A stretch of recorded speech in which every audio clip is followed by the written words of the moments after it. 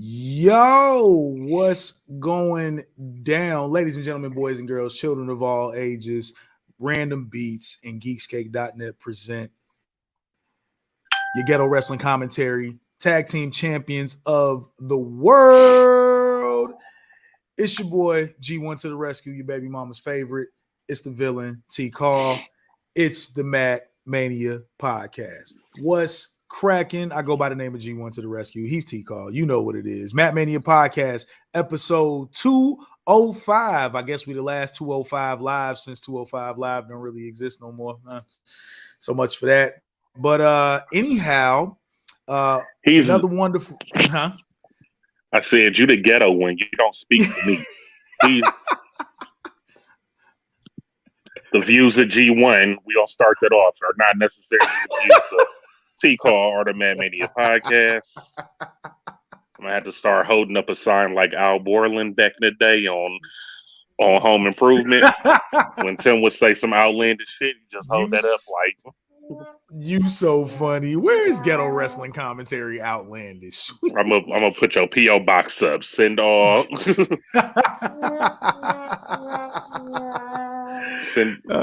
all the hate to G1. Just because we black don't mean we ghetto.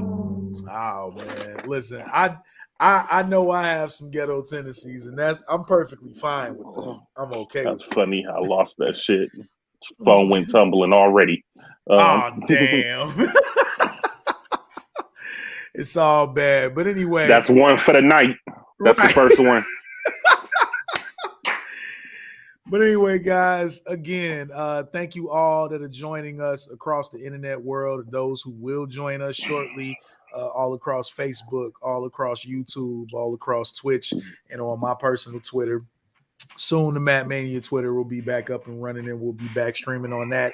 Same with the Mania Facebook. But we have made it to episode 205. Me and Teek, of course, holding it down. Teek, man, how's everything been going? How was your week? Shit, the week's been good, man. It's Friday, so I ain't trying to think about the week right now. That's big true. The work week is done. Yeah, unfortunately not for me.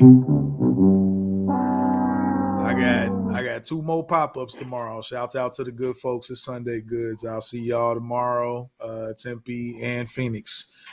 But okay.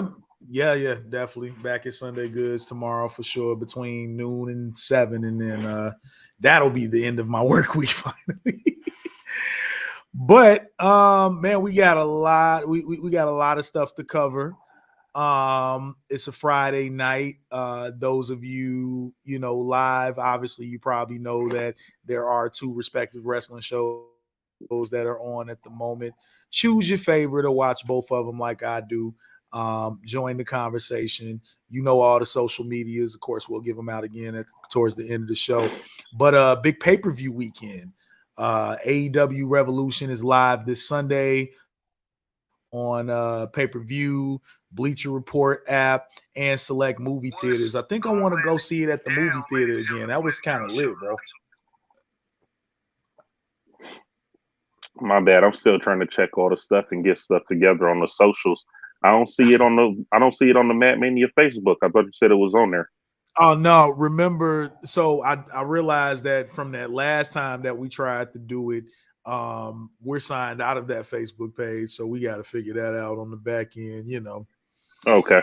Yeah. But soon enough. But you can share it from either one of my Facebooks, Rand's YouTube, my YouTube, my Twitter.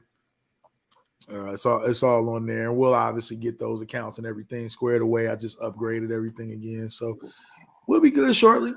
Yeah, sorry, folks. We getting things back in order after a hiatus, Yeah, you know how it is. But hey, we keep it all the way 100 at all times. We're a very real podcast, so you definitely got to appreciate that about us. Man, again, a lot to talk about, but before we even get into the week in wrestling, first of all, let's give big love to the people that put us in this position. Shout out to our lead booker Mega Ran and Random Beats And also shout out to the good folks at geekscape.net, Matt Kelly and company. Please log on. And of course, you'll find us on Spotify and Apple Podcasts, usually the day after. But let's get into one of our favorite segments here on the show, the Put Over, where we talk about something that's not necessarily related to wrestling, and we talk about how this thing has impacted us throughout this week. And this time around, I'm actually going to throw it to Teek first, because Teek has a very special Put Over that I'm sure many people are talking about, right? Matter of fact, that I know many people are talking about right now. It is the talk of the town. Teek, if you want to take it away, please get into your Put Over. Yes, sir. I'm about to get into that in 1 second. Mm-hmm.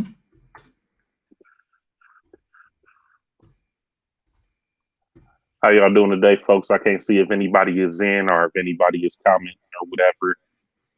How do I get to see that, or I don't? As of now, we don't have anybody in yet. Just somebody earlier who thought I was Mega Ran. So much for that. But anywho, I hope you cut that out when you do the editing. So we don't want people to know that we don't want people to know that we only have one person in here. Oh no, that's fine. But yeah. So yeah. Went to go see the Batman. Ooh-wee. Yes, indeed. Which way the camera go? The Batman. Oh, I see. Hey, that's fly. Is that what they gave you at the movie theater? I bought this at the movie theater. They didn't give me this at the movie theater. Why the fuck? I'm trying to see there go the ears. I'm trying to get a good. Where the fuck is the camera at? Okay, it's on this side. Yeah, but no, this was to eat popcorn out of. This was a popcorn bowl. Oh, that's lit. That's super dope. I said that I'm gonna eat cereal out of it.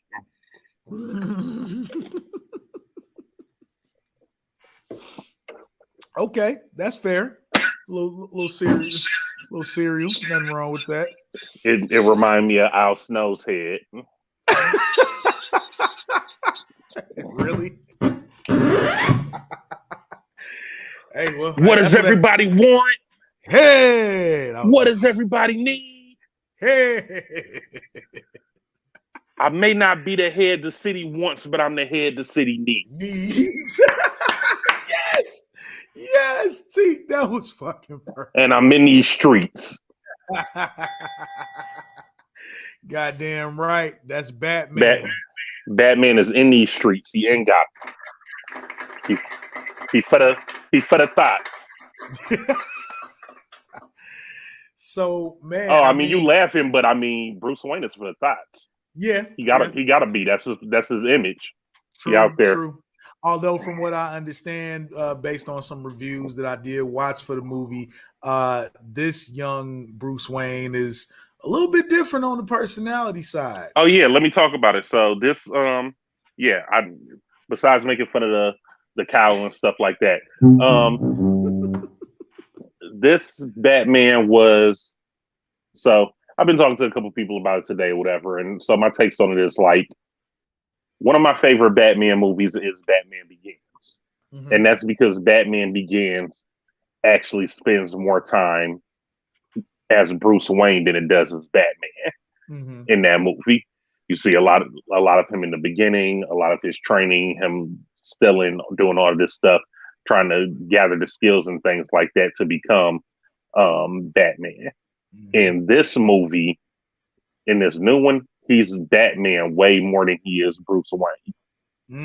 I think he actually dresses up in like a suit and things like one time in this movie. Like he's mainly Batman for the majority of this movie. And he says that this is 2 years into him being Batman. Mm-hmm. And he also says that he's became like a nocturnal creature because he's been spending all of his time up at night and sleeping through the day and stuff like that, and all of his days are running together and shit like that in this movie. But yeah, it's really he hasn't gotten it all wrapped around being Batman yet, which is what's dope about it. I compared it a few times today to like Batman Year One. If you've seen that DC animated movie, one of my favorites. Then since this is his second year, it goes good with that to watch it after it or something, or if you haven't seen it, to go catch up on that, because you'll see like it's him and Gordon in the beginning building their relationship and stuff like that. And then and there's a lot of mob and crime involvement in this Batman movie, which I like that as well. That's why I compare it to Year One or The Long Halloween, because like I keep saying, the mob runs Gotham. Like you look at all these, the Riddler and the Penguin and Joker and all that stuff, but none of them run Gotham. The mob runs Gotham. Even Penguin is trying to be a mobster. Like they got all the power. So when the movies touch on some of that stuff and get off of the singular villains and focus a little bit on the mob crime element of how that's going on, that's dope, which the movie did. But then you also got the Riddler in it also, who is the main antagonist, and I heard he was a beast. I heard he's quite the killer. Yeah, I mean the person who's playing him in real life, like I forget what the dude's name is. I didn't look it up right now, but I mean he looks like a doofus when he's out of the mask. when he's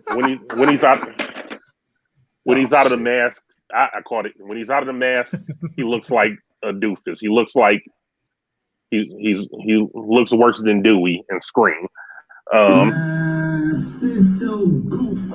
But look, you're gonna stop pushing the button on me trying to clown on my takes. No, I'm clowning on dude. He said he looked like that.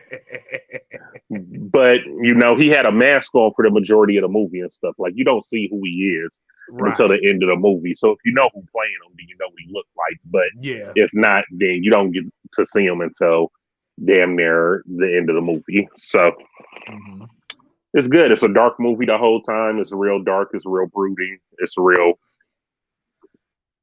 emo. It's real Batman. I definitely heard the fight scenes were crazy. I heard he whooping on niggas. Going crazy? Yeah, I mean, some people say that the best fight scene is in the trailer where he beating up the dude with the clown makeup on. But it's just it's not a lot of fighting like that. It's not this isn't like for more detective than anything, from what I understand. Yeah, it's more detective than anything. Like he ain't showing off no martial arts skills and stuff in this movie. Nah, he's brawling. Yeah. Yeah. And then just like you would have saw in the trailer where he was getting shot up and shit like that. So that's in the trailer, so I'm not giving away spoilers. But like his bat suit is like impervious to bullets. So he be taking a lot of gunfire. Okay. So we got straight up bulletproof Batman in this thing. I believe the logo on his suit is made out of 2 guns, I believe, isn't it? Gotta watch and find out. They didn't never touch on it, but they showed him do some stuff with it. Okay. So yeah, we'll definitely leave that to the imagination. Feel free to tell me off the grid. I don't give a shit about spoilers because I'm gonna go. This shit is super grounded though. This is like more grounded than the Nolan Batman films? movies. Wow. Yeah, that's huge. Like he had more gadgets in the Nolan movies than he's got in this one. Damn. He's got this one gadget that's like super dope because it's like his most technical gadget that he uses, and it makes a lot of sense about things you might think of as far as Batman goes. But other than that, like the rest of the shit he uses is so super basic. Like you can tell that he beginning. Yeah. Okay. So that's fire. I'm super geeked about it. I mean, I definitely said I would like to go catch it sometime this weekend. I certainly don't. Only issue I have with it is the length. Like it's 3 hours. It's 2 hours and 58 minutes or something like that. Right. And I mean, I've sat at home and watched the Snyder cut, the 4-hour Justice League. Mm-hmm. And I watched that straight through, and it didn't feel like it was 4 hours. But I also was watching it at home. Mm-hmm. So, but there was parts in this movie where it seemed like that it could have wrapped up sooner than it did. And I mean, it's not a complaint, because when I watch it again at home or whatever, like, I'm going to enjoy the movie because I enjoy as much as we can get. You know, if it's good, I enjoy as much as we can get. But there's just some, I guess I would say, some pacing issues in the movie where sometimes it slows down or drags. Yeah, and that's what I did here, because they're really trying to dive into the more detective vibe of Batman. It sounds like, you know, that's what they were going for. Like, this is really like the bare bones detective Batman Year 2. Damn, you brought up Batman Year 1, the animated movie. I'm gonna have to watch that again because it's been a while, but I remember that being really good. Yeah, it's on HBO Max. Of course, all that stuff's on HBO Max, definitely. But before yeah, a lot of comparisons are like, this is like Batman meets Saw, or Batman meets Seven, like something like that. Like, it's a real dark detective noir story. That's fire. That's definitely fire. Well, you heard Teek on that. Strongly encourage everybody to go check that out. The Batman, directed by Matt Reeves, starring Robert 3 Pattinson. times. I done dropped it 3 times so far. 3 times. That's about how many times DDP won the world title. Let's clap it up. Don't worry, guys. I'm gonna be moving soon, and once I move, I'm gonna have more room, and I'm gonna have a fucking something to hold this phone. What the fuck is it called? A tripod or some shit, or a fucking a better tripod. Check out Amazon. There's a couple of reasonable options, because I got to get a new tripod anyway. This damn thing's barely holding on by a thread. Yeah, we've been buying some at work for these tablets and stuff like that. So I'm probably gonna get one like that, where it's not necessarily gonna be a tripod, but it looks more like how the thing was, like a boom stand or something, like something to hold, you know, like a crane or something. But it hooks to the table, and then you can maneuver it. Yeah, for the phone. So the claw. Hell yeah. The claw's our master. The claw chooses where he stays. Oh, and ladies and gentlemen, it looks like one of our good brothers is joining the show. Ladies and gentlemen, it's been a minute, and we love this guy, despite the fact he hates everything. But I think he's a little bit more lighthearted these days. Ladies and gentlemen, Rock Knowledge. What up, Rock? Good to see you again, my guy. And with the Latino Heat Undisputed Championship, in fact. What a surprise. I thought he said he wasn't going to be able to make it. Looked like that was at 7:30. Yeah. Yeah, he was. I don't know why. It's probably just me on mine. I can't hear shit. Man, good, Rock, good, boys? It's good to see you. We can hear you, man. Yes. Yes, you can't hear us, or you can't hear us. You know what? I'm gonna leave out and come back in. I'm gonna take my phone out the case, and I'm gonna pop back on. Give me a minute. Okay. But yeah, it looks like Rock Knowledge will be joining us, so I'll save another put over for him in case he wants to talk about anything. Now, he coming inside to put over that belt, probably. Oh man, and then we got Mega Ran in the chat on the YouTube. Ran, what's going on? Great to see you, our lead booker. Random Beats in the house, Mega Ran in the house. Ran is out of town, if I'm not mistaken. You know, as per usual, of course, Ran doing his thing on the go.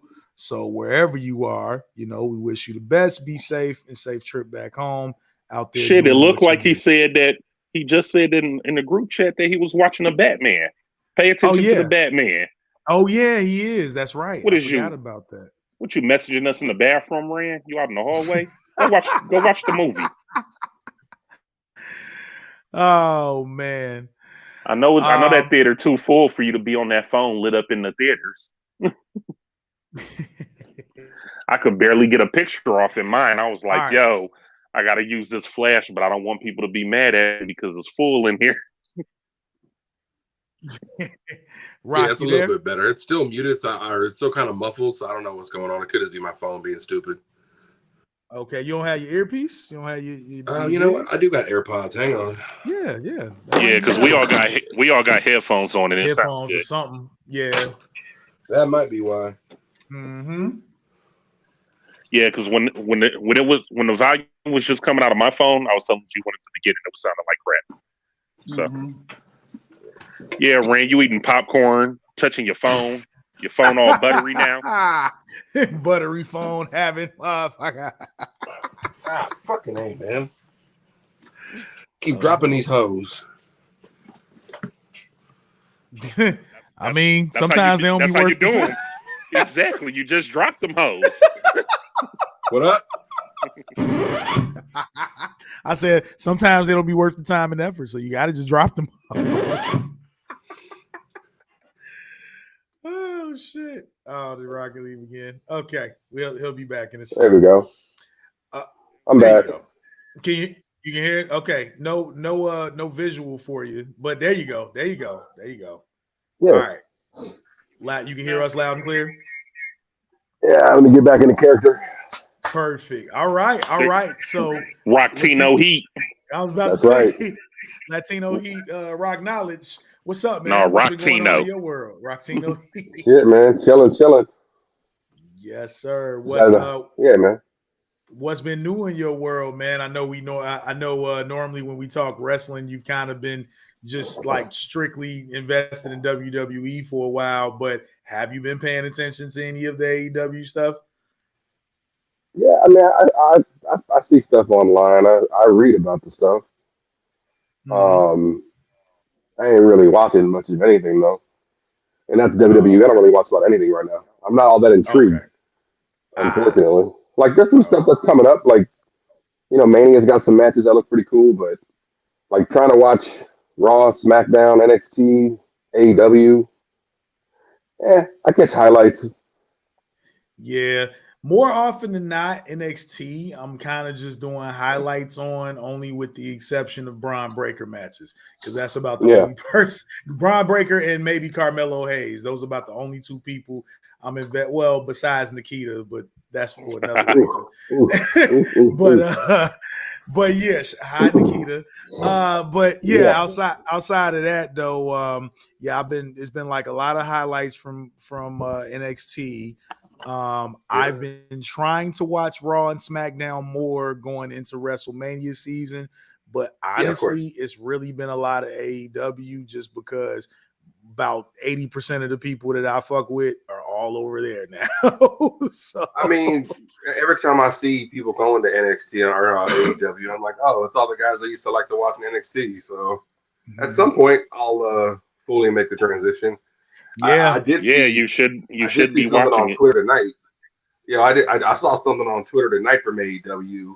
Andrade did some crazy shit. I'm gonna leave it at that.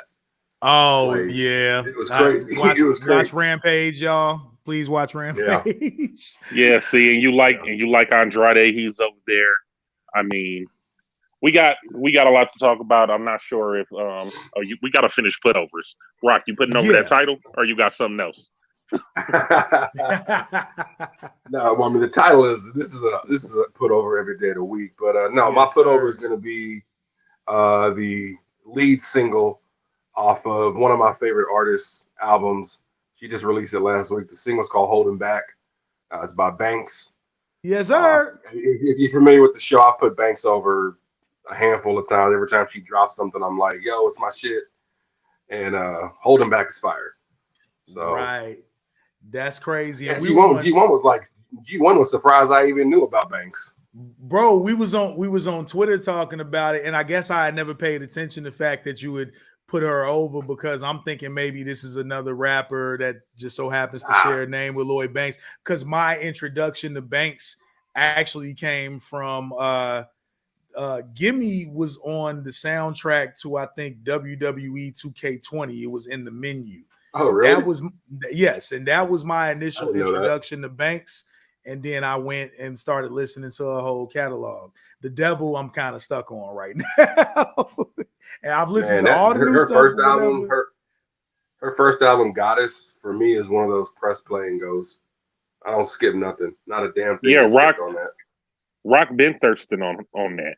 Yeah. Oh, yeah. I mean, she's hot. Yeah. You went to? Didn't you go to her concert? Yeah. I've been to California twice to see her. I've been to San Diego and LA to see her. Damn. And then I saw her at the Van Buren here. Yeah, no, I've been a fan since I got put on to her. Someone sent me a SoundCloud clip of her, and she was covering an Aaliyah song. And I already judged it. I'm like, oh, you ain't got no business. You got no business touching this song because I hold Aaliyah as like in very high regards. Right. And then I heard it and I was like, oh shit, okay. Yeah, no, she's I heard nice. That, and then Goddess came out. And man, I still put that album on like every other week and just let it run. It's my shit. It's part of my what I call my 420s Green Ranger playlist on there you go. On Spotify. Green Rangers get it. That actually about half of that album is in that playlist. So yeah, I inhale to them records, them quality records. Yeah. And real quick public service announcement to this person that keep asking, this might come as a surprise considering I'm dark skinned and I have a beard, but I am not Mega Ran. For the love of God. What? Somebody on the YouTube side keeps thinking that I'm Mega Ran. That's funny. And this has happened more than once. When we recorded in DC, somebody thought I was Mega Ran because I had on a Mega Ran. That's funny. They just see some big black guys and we all Mega Ran's account, so they just assume we all Mega Ran. Pretty much. Exactly. Yeah. No, you Mega Tan, right? Yeah. Yes, I am. Drop a bomb for Mega Tan one time. We got Mega Tan in the building. Right. Oh shit! I didn't even get to my put over. I'm sorry. We here laughing. Let me get Power Rangers. No, my put over is something that only because we haven't recorded the last couple of weeks, just because of scheduling conflicts, I have not gotten a chance to talk about, but it's something else that pretty much has the world watching. And I'm talking about the Peacock original series, Bel Air, which is fucking incredible. Let's dissect this for a minute now. Every single person that's watching this channel, you already, most of you, at least 80 to 90% of you, black, white, green, yellow, or orange, all grew up on the Fresh Prince of Bel Air. Okay, so for 1 second, forget everything you know about that show, and let's imagine that show is no longer a sitcom. It is a drama, and it is based in modern day, and it involves those same characters in a completely different light. First of all, I want to give I got to give Will Smith a shout out, because for him to see the vision of this young filmmaker, and if you remember, I talked about this in the chat 2 years ago when the now director of the show, Cooper Films, had put out this little mock trailer for this, and I said then, I was like, yo, if this really comes to fruition at some point, this is gonna be crazy. And sure enough, Will seen the guy, had a real conversation with him. He brought it up to NBC. They gave a 2-season deal up front. So we already know off top there's definitely going to be a season 2. But damn, this show is incredible. 6 episodes in, and I've watched each episode at least twice. It's phenomenal. It's a great overall look at Black excellence. I appreciate all the chocolate, especially Hillary. But we'll get into that further later. But yeah, man, y'all been watching the show? Y'all been checking it out, Rock? Nope, no, I ain't seen not one episode. Man, and you said Rock, you and I'm going to. It's on my list. I'm just Yeah, you gotta cycle through everything before you get attention, right? Trust me, I know. No. Rock over there watching Boba Fett for the 20th time. Don't let him fool you. He got time. No, I actually just started watching The Sopranos again, so I'm in the. He did mention that. Yep, he did mention that on Twitter. But you're not in the group chat though anymore. G1. Yeah, see what I'm talking about? It was like. It was like 2 weeks ago. He said that he had watched it 9 times already. The season finale. God, that shit hard, dog. I'm just saying the Hoopty Naboo Starfighter with the Hemi engine. That's The fire. Hoopty Naboo Starfighter. That's wow. what it is, bro. They gave my man a used Naboo Starfighter, bro. I think it's far from a Hoopty. I'm just saying they gave him a used because at that point it's old, but they gave him a used Naboo Starfighter with a new engine, and he going nuts in that boy. But we talked about Star Wars, but yeah, back to Bel Air. Listen, no, we can. Go ahead, because I was gonna say let's talk about Star Wars for a second. Yeah, I genuinely love the reimagination of all of these characters. Genuinely, abundantly, wholeheartedly. It's not just the usual G1 bails out the hits, blah blah blah. Nah, like I'm invested. Like, nah, this shit's good, and the acting choices were phenomenal. Young Jabari Banks, who plays Will Smith in the show, really dope.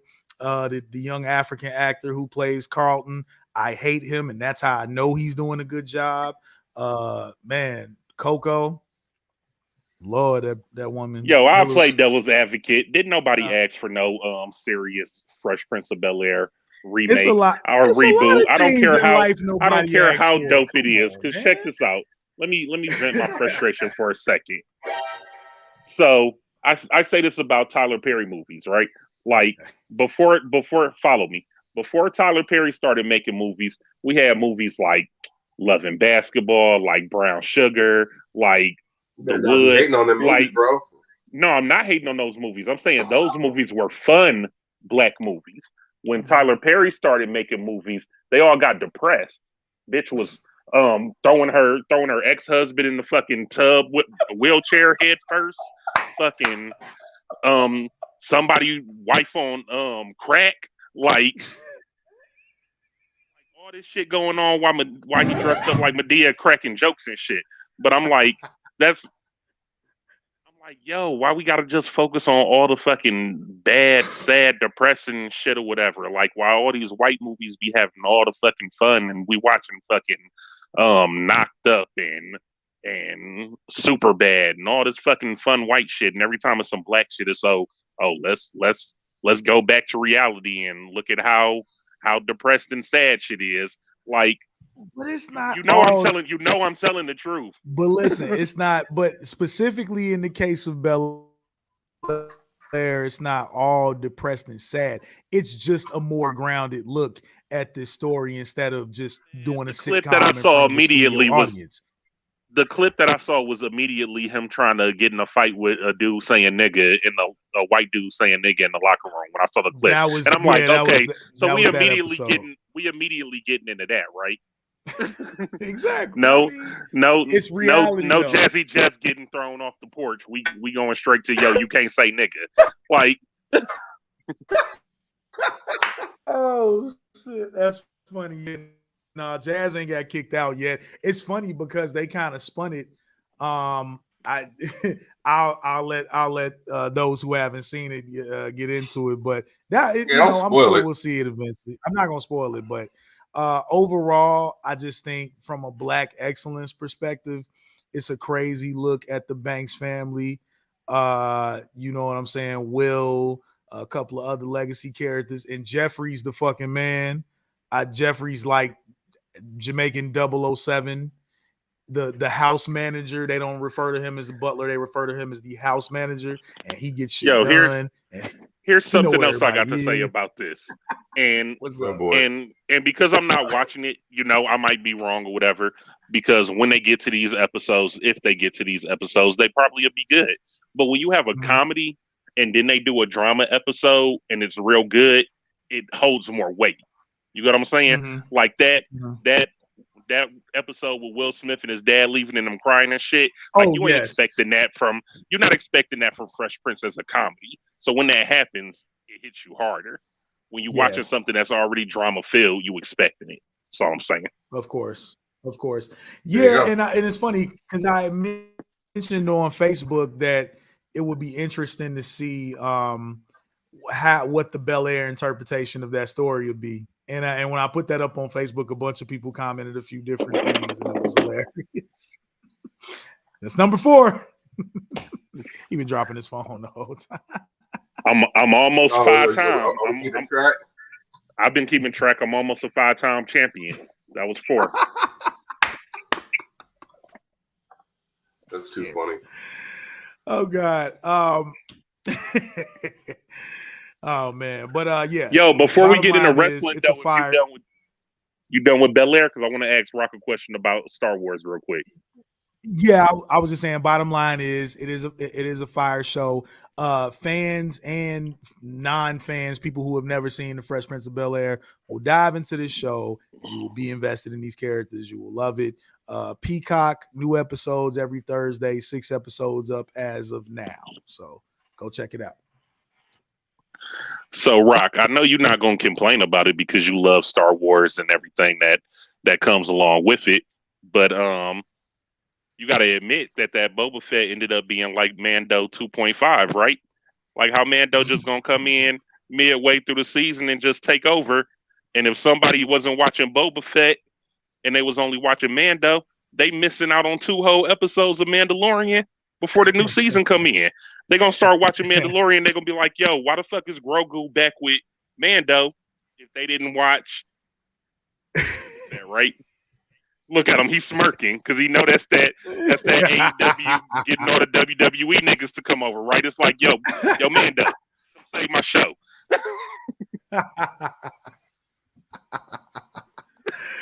Rock, that's a hell of a take. No, Rock ready to say some shit. He just adjusted himself in the chair like he ready to. Nope. Just enjoy it for what it is and stop fucking overanalyzing the shit. Same thing we'll tell you about wrestling. Pretty much.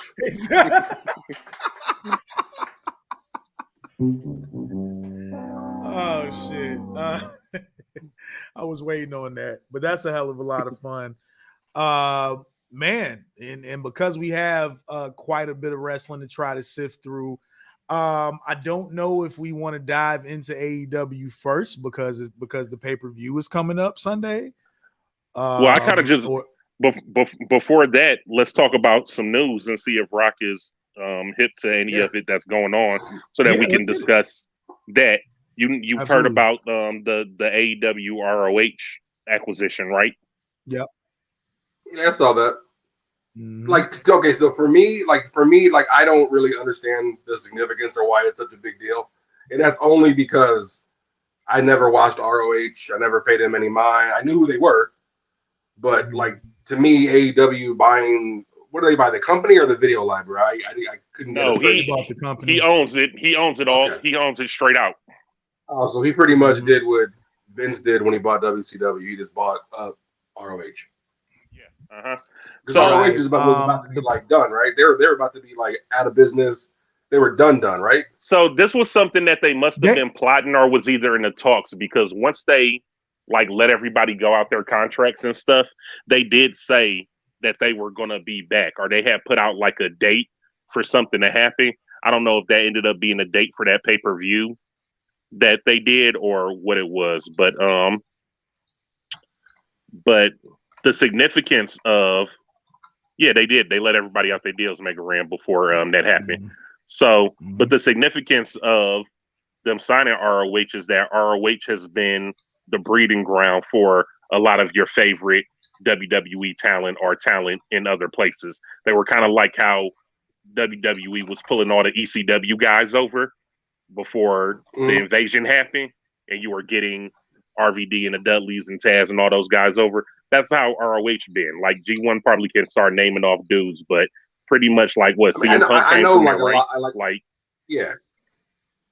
lot of dudes. Bryan Danielson, CM Punk, Samoa Joe, an endless list of people. I mean, this year is the first ever Ring of Honor Hall of Fame, and so far everybody that's being inducted is well deserving and kind of not only put that company on the map, but brought a whole new audience into wrestling to where people. Karrion Kross came from over there. He was Killer Kross. Oh no, Yep.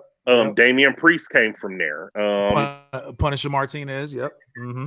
Yeah, like they just were one of those smaller indie spots where the scouts were going. But what what it'll end up being for AEW, what I believe, is they're going to be able, because AEW right now is overflooded with talent, right? Mm-hmm. So you take some of those people on AEW that's not getting no TV time right now, you put them over on ROH, and then you re-sign and you bring some of those ROH guys in. If they get another TV deal for ROH, or from what I'm hearing, Tony Khan is trying to get an HBO Max streaming deal, Mm-hmm. then they'll have somewhere to air ROH at.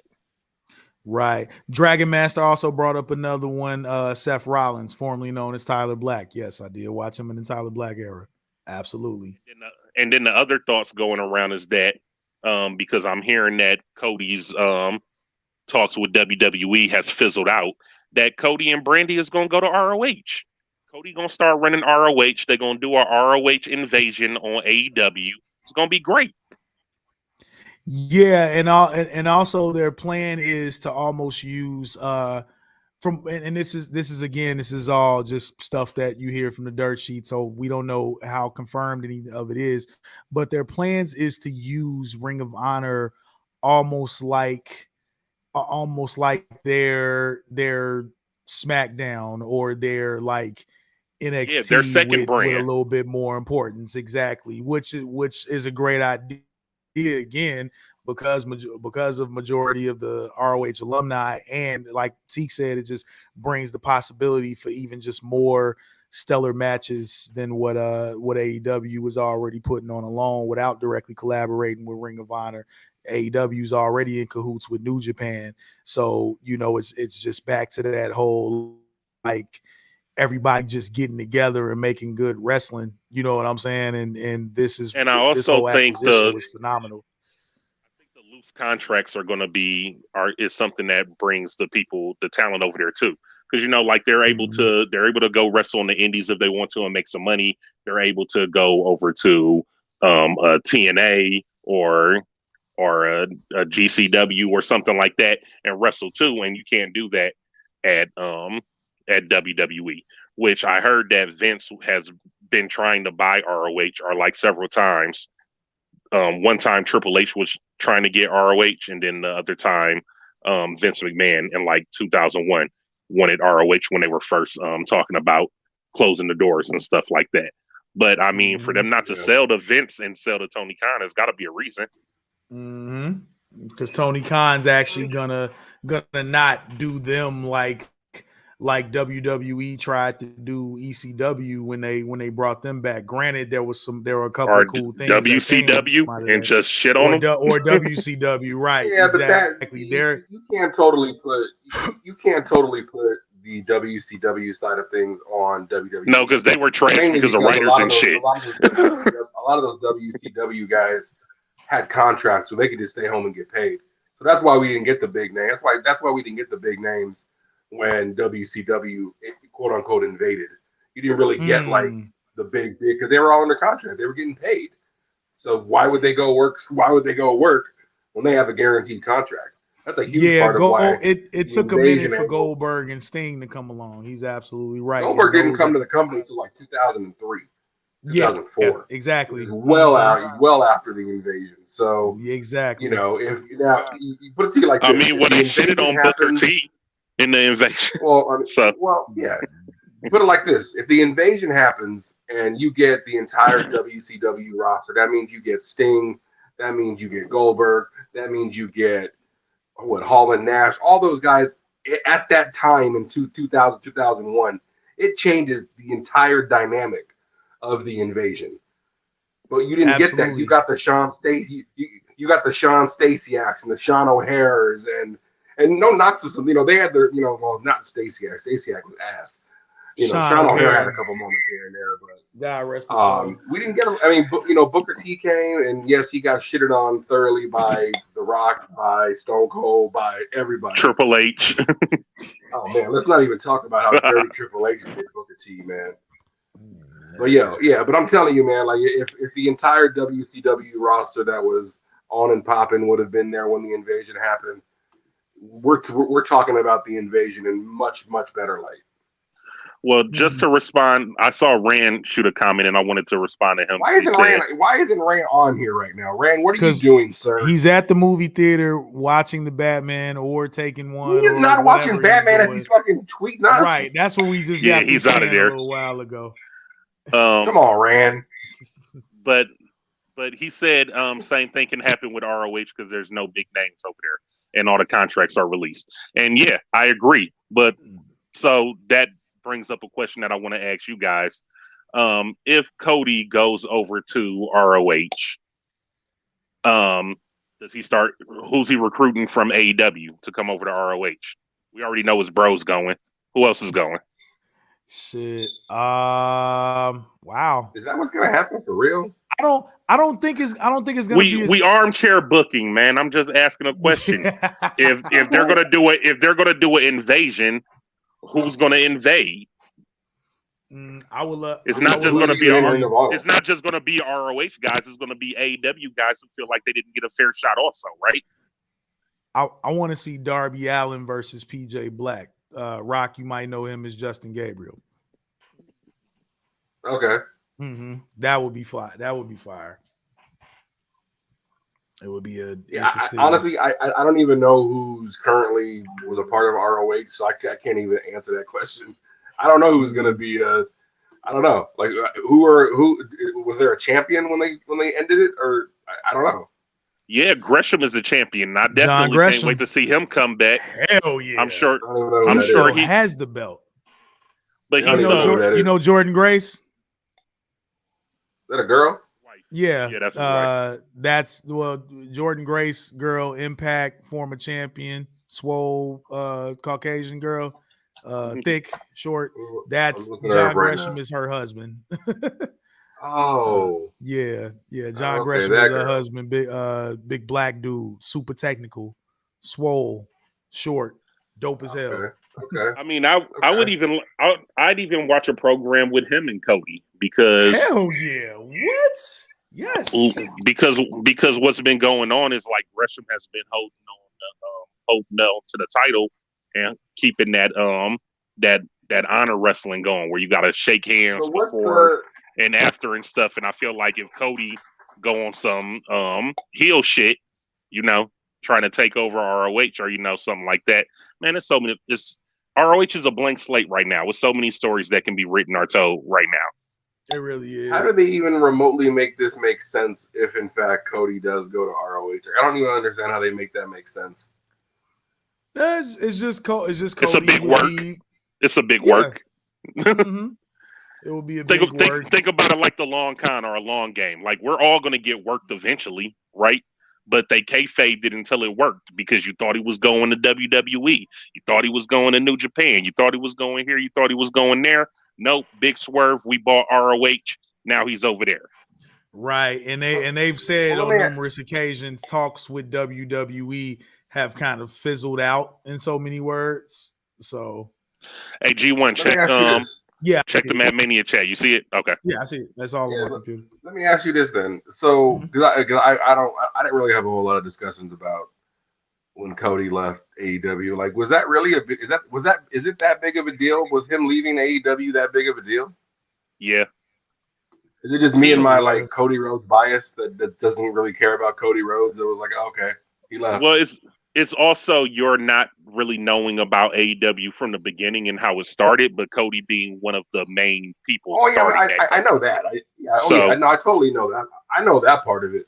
I just never been all that invested in Cody Rhodes.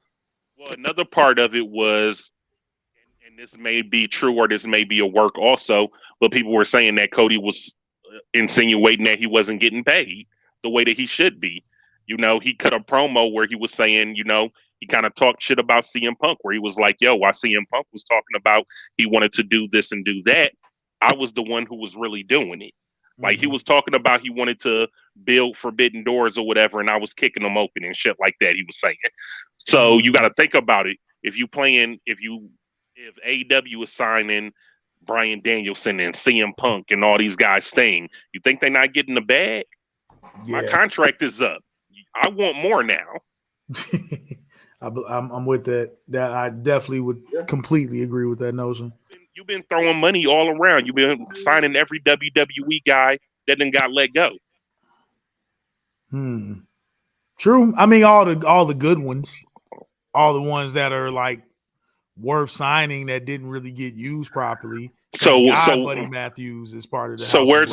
Where's my bread at? And then think about this: what better way to get back at somebody that ain't paying you what you owe than to go back to WWE? Because now I'm kind of ruining AEW's image. You think that AEW is the place that all the WWE guys want to go?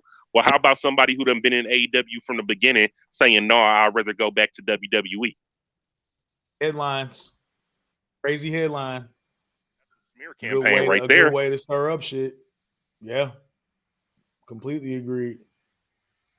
So that's why it's been big. Like you said, you may not care, but it's like how we read the dirt sheets and do all that stuff. It's like all the backstage talk about what's going on and what could possibly happen, you know?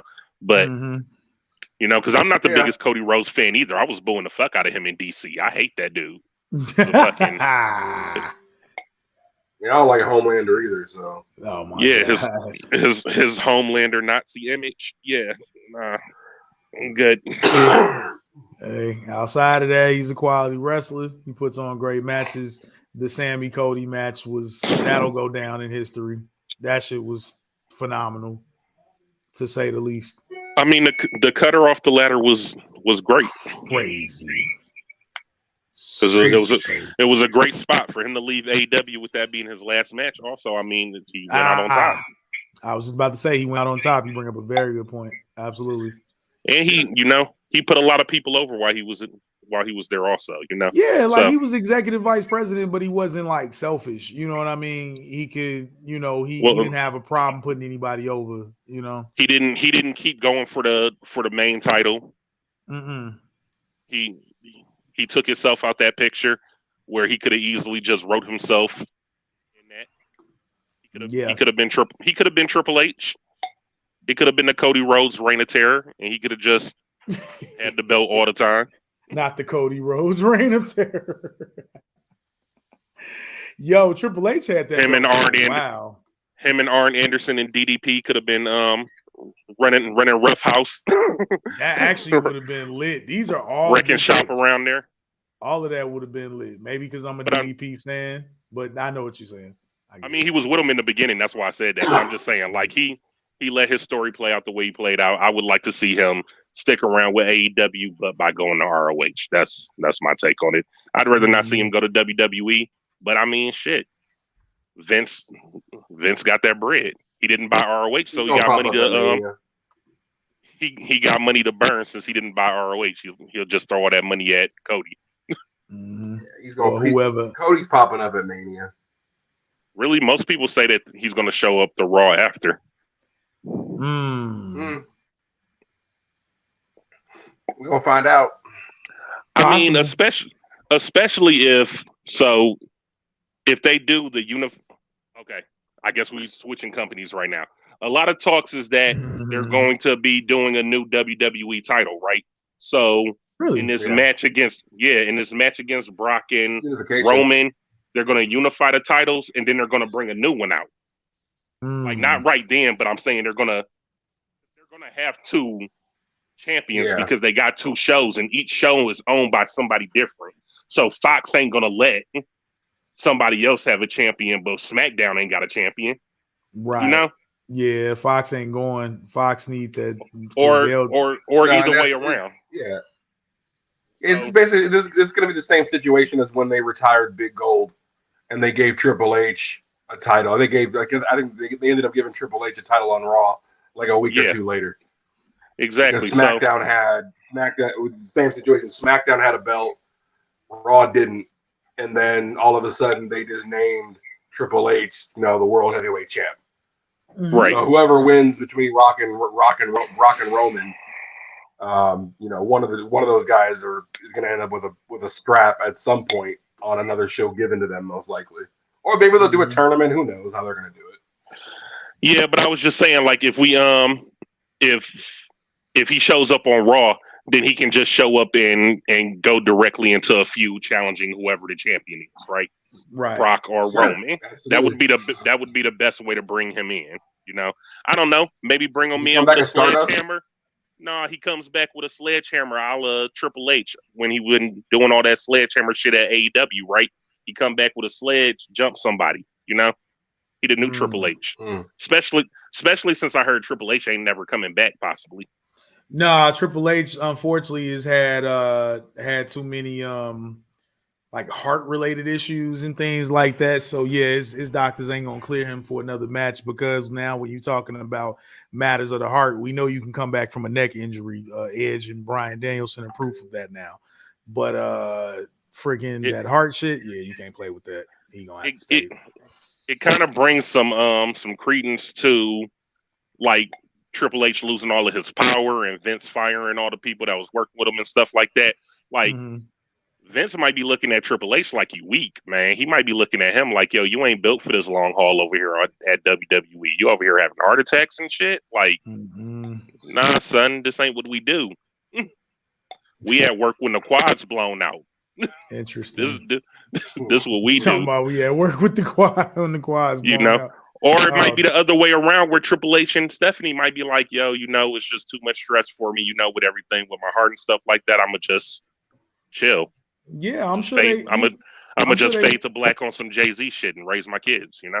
Yeah, and I'm like, and I know their oldest daughter, from what I heard from Stephanie in a few different interviews, their oldest daughter is actually like training to be a wrestler. So I'm sure Triple H would love to actually be around and maybe, I don't know, see his daughter's first match or some shit. So right, you know, definitely think that's important for sure.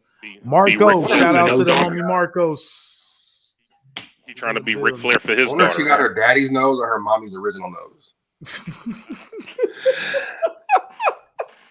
Hey, G, I think Rand said he in the lobby. Is he in the lobby?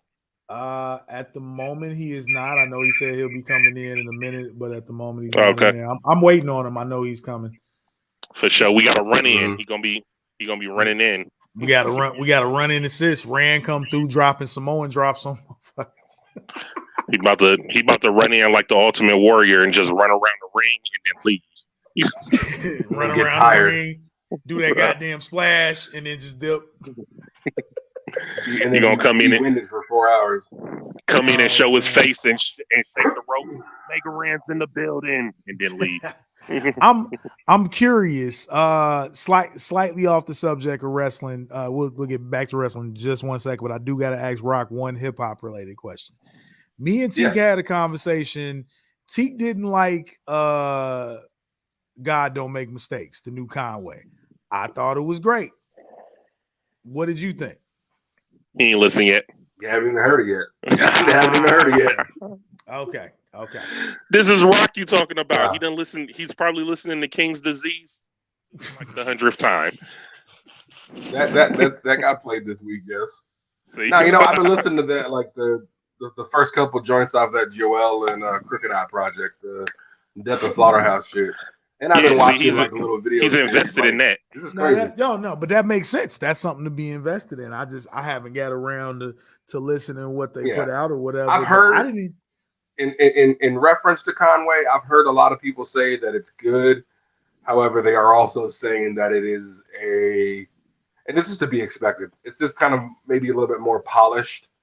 Not as gritty and grimy as you would expect, but I mean, it's a major label. It's a major label release. Of course, I got several complaints about it. I got complaints about the features on it. It's not featured. It's like you said. It's like I didn't like the features. Yeah, it's like the polished shit, like you saying, like what you because you can get these features because you on Shady or something. Like these ain't the niggas you rock with. Get these features the fuck out of here. Where Flea Lord at or some shit, But also, I think it's an issue of which we all expected it to happen. Diminishing returns is what it is. Conway probably has 100 albums by now, and only 100, and 50 of them he dropped while saying last week. This is my first album. There's been a lot of that shit, right? While saying, my Shady debut was coming, and it's just like told you, G1, I still listen to Reject 2, which is the first Conway album that I listened to. That shit is classic. That's got the best features on it on a Conway album, the best beats when he was rocking with Derringer and them early. And I think what it is not that Conway can't rap, because he can spaz, but he wasn't spazzing on this album. And from what a lot of people are saying, it kind of was like, I've heard it. Because I've heard 100 Conway albums. So the shit that you're rapping about, I've heard it. Yeah. Okay. I mean, that's definitely an interesting take on it. And see, like, as far as Griselda guys, I got exposed to West Side first. So I was big West Side Gun fan. Then later on, I got into Benny. Then later on, I got into Conway and so on and so forth. Right now, I'm kind of stuck in the land of Stove God, Cooks, and Boldy James. But, you know, again, that's a whole nother conversation. But, you know, I don't know. Like I said, I think it's a great album to smoke to. I'm still dissecting it. I'm still dissecting a lot of Conway's music, not even just that. But overall, I thought it was cool. I wanted to get Rock's big, because like I said, we ain't talked to Rock in a while. Miss this motherfucker, man. Dang. Right, I know, but it's just kind of like, it's like Jay-Z and let's say Jay-Z's 444 or something. If somebody was like, yo, that's Jay's most introspective album or something like that, it's this and it's that, and then for somebody to be like, oh, did you not hear Blueprint or something like that? You know, it's like, did you not hear Reasonable Doubt? Like, we've heard these things, but because, or I can put it a different way. I can say, like with movies, you old enough that you saw the first X-Men movie and you thought that was great. It's gonna be cats younger than you that saw X-Men First Class, and to them that's their first X-Men movie. You know, so it's gonna be people that's gonna hear this Conway album and it's First gonna hit Class them differently because it's gonna be. Well, what I'm saying is that I know people who stumble upon this Conway album and it's their first, or maybe like their you know, not their 100th Conway album, is going to hit them different than people who've been listening the whole time. And I think I think that's what you said last time. And it makes, and now that you kind of broke it down like that, it does make a lot of sense. So you're basically saying in so many words, for more seasoned fans of Conway like yourself and many others, it might just feel regular. Yeah, that's exactly what I'm saying. They expect more, because you're saying this, because this your major label debut that you've been talking about for 3 years or something. Like, when this dropped, I'm expecting, and I mean the first single that he came out with, not the first single, because you like Piano Love. Piano Love was okay, but John Woo Flick, like, that should have been the first single. That's him and his brothers. You know, that's him and Griselda. That's the sound. That's what the first single should have been. But the album don't got enough of that on it. It ain't got enough of that sound on it.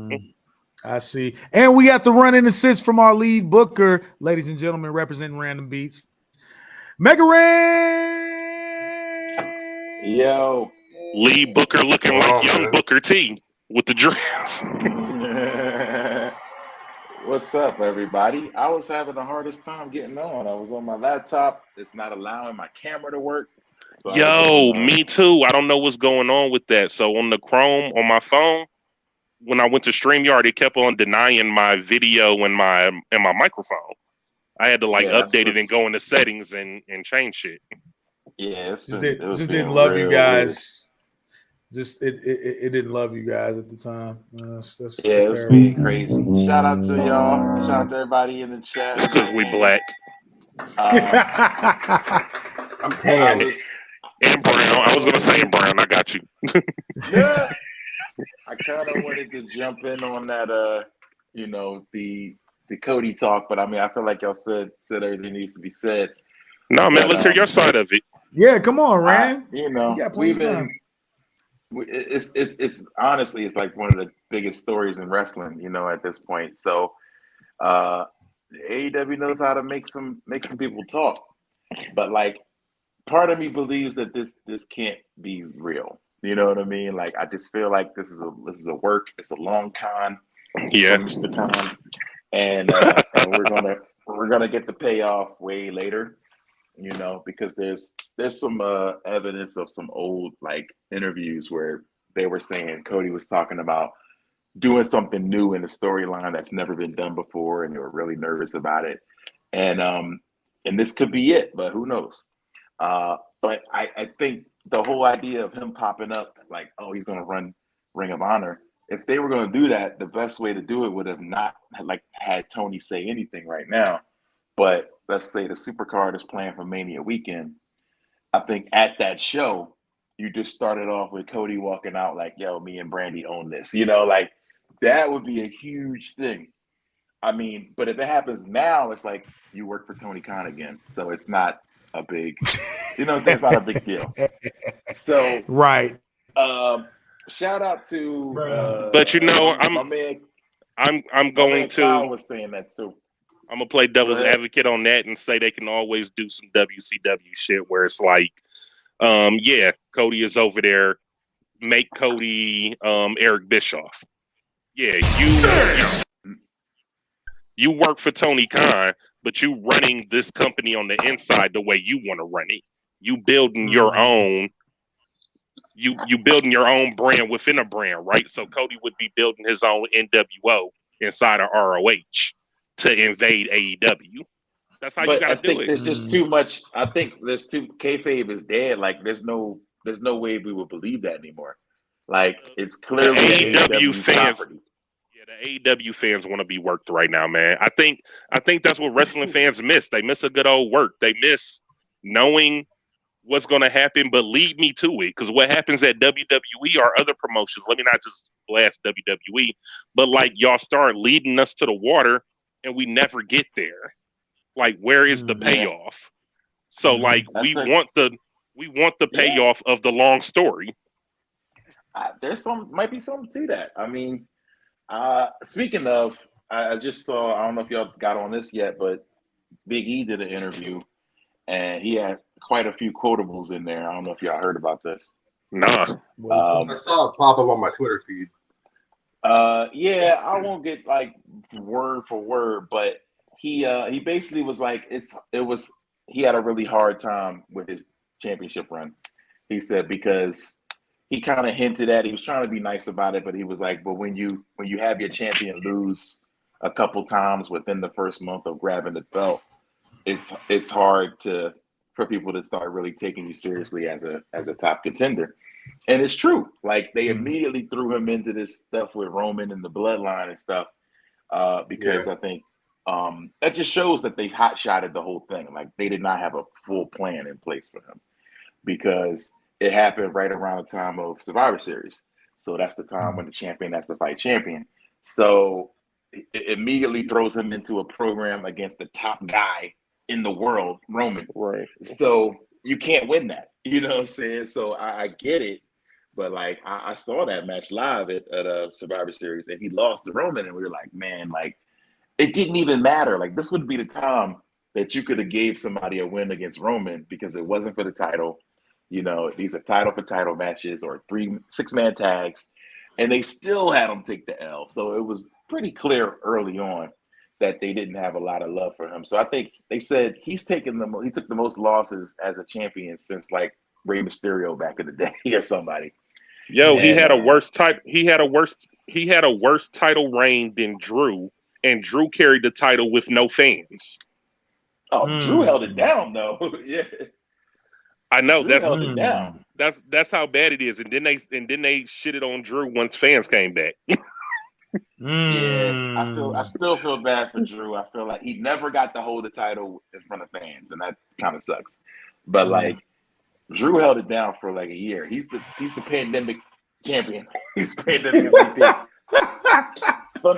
All Thunderdome first team.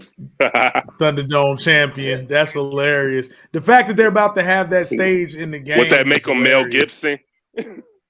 He's not beyond Thunderdome, though. He's not. He's the Road Warrior.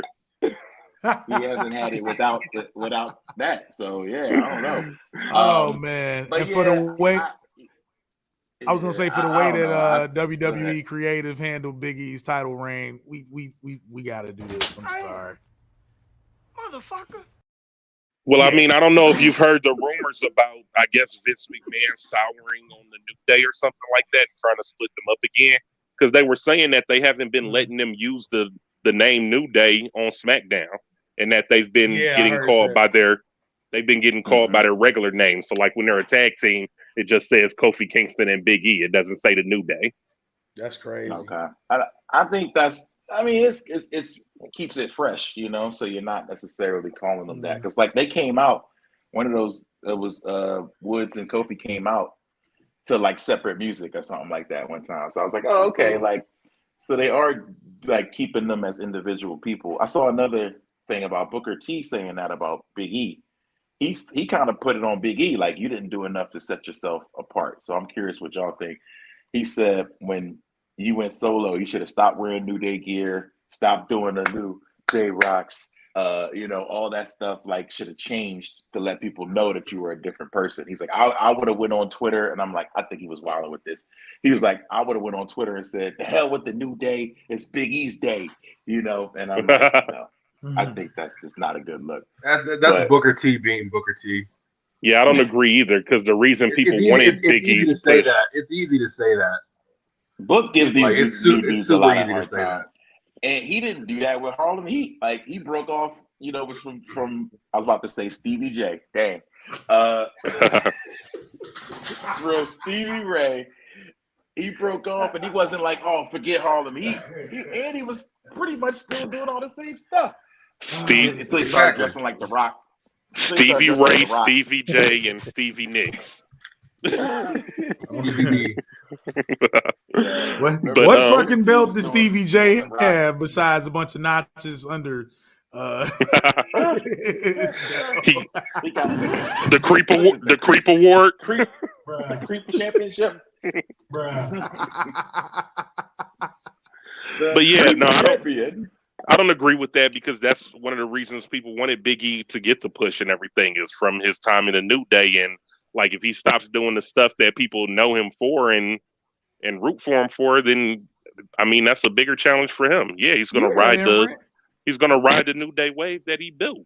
And Rand is absolutely right. Like, dude didn't stop fucking raising the roof when him and Stevie J fucking broke up. He didn't stop. Same music he's still using to this day in life.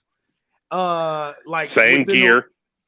Same gear. Look, within those first couple of years before he adopted the whole trunks look, he was still wearing tights with fucking flames on them. So yeah, and how dare you say that Big E can't be fucking Big E and have the belt and make it fun and make it insane? There's nothing wrong with that. Yeah, Booker tweaking, and I love Book. Yeah, that's hey, yo, is Powerhouse Hobbs and Booker T from the same place? No. Powerhouse Hobbs is from Cali. Oh, because I saw a tweet that he did, and I thought that was funny. I thought it was more related to it though, because he had on, you know, the singlet with the flames on it. Yeah, and he had said word to Booker T when you rolled down 100 and some street. That was Booker T's old catchphrase when they was doing the whole Harlem, because Book ain't even from Harlem. Book is from Houston. He was giving him a shout, yeah. You know, okay. He was just, But Booker's a company dude, so like at this point, and I've heard a lot of like comments on that, good and bad, that Book is a company guy. So he's gonna be like, well, you didn't do enough, and you gotta blame yourself, and blah blah blah. Like he's on that a lot, and like. I don't know if I can agree with him on this one. I think he did all he could to get there and deserved a good run. And your arch nemesis, Bully Ray, be on the same shit.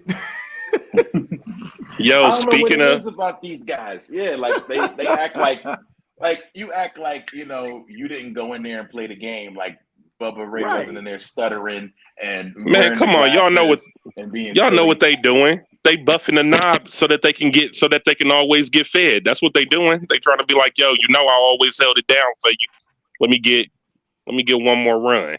Buffing the knob for one more run. That's it. That's real. That's real. They trying to stay on good basis, like all these dudes. It's not rubbing the knob. No, buffing it. They straight cock buffing. They buffing that knob. giving it a wax job. But this is what Rand came back for, guys.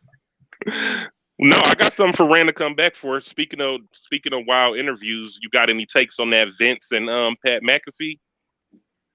I didn't see that all one? of it, but the part I saw was him saying like it's all business, and I got to think about what's best for the fans and what's best for the company, and so I don't take anything personally.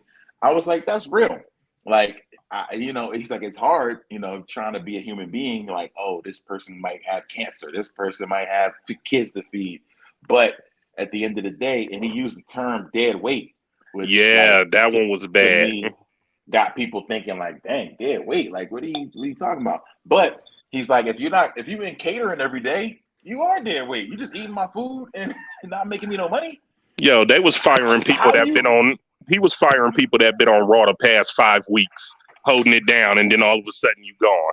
But he also said, because it's a public traded company or something now, that's what he was saying. He was like, yo, I don't have to think with my heart anymore when I let people go. Like, it's just business, which, right. I mean, you got people that's crunching those numbers for you. So, I mean, it ain't really your decision. They bringing that to you. Like, yo, you've been paying you've been paying Shane Helms, fucking, you've been paying them all this money to hang out in catering, like you said, but not the ones that you got storylines going, and then all of a sudden, we just dropped 15 wrestlers. They seem like knee-jerk reactions, but y'all I would love for you to chime in. I know we all be like, man, they made a stupid move cutting this guy, this and that. Who have they cut that is a major box office attraction at the time that they were cut? Most two names off the top of my head, and agree or disagree. Who we now know is Malachi Black and Keith Lee off top. I feel like I love both of them, two guys, but they were not needle movers. You don't think? I don't think. The answer is nobody. We're talking about needle movers when they write the script. How can you move a needle when they write you to not move it? Come on, Rand. Oh, okay. I'm sorry. You talking about? Oh, okay. I got it. No. I see. You see, but you know what I mean, though. People get potential. I get what you mean. And they move forward. Braun was a main eventer. Braun won the big title. They fucked Braun up before.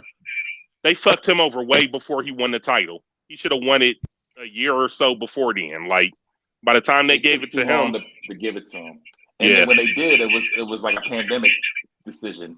It was a fluke. Somebody couldn't wrestle. Wasn't it Goldberg or somebody, and they threw him in it? Yeah, he beat Goldberg in a match that was supposed to be. I think it was supposed to be. Who was it? Roman and Goldberg? I don't know. But that Huff-ass greatest Royal Rumble title. He was the only one. Yeah, in my opinion, he was the only one who I thought was money. But you're right. When they write the script, anybody could be money tomorrow.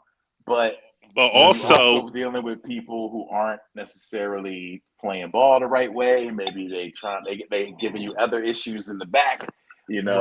Like trying to copyright their name and other stuff. And it's like, well, okay, you're making this a little easy for me to make this decision now. You know what I'm saying? Like, one, you're not a top 10 t-shirt seller, and you're trying to make it difficult. So, that's what I'm saying. Everybody has a t-shirt. Everybody got a shirt in the shop. Yeah, but guess what? If you changing my name every other week, and now my shirt say Bearcat, how it's gonna sell? No, you're right. You're right. I forgot about that.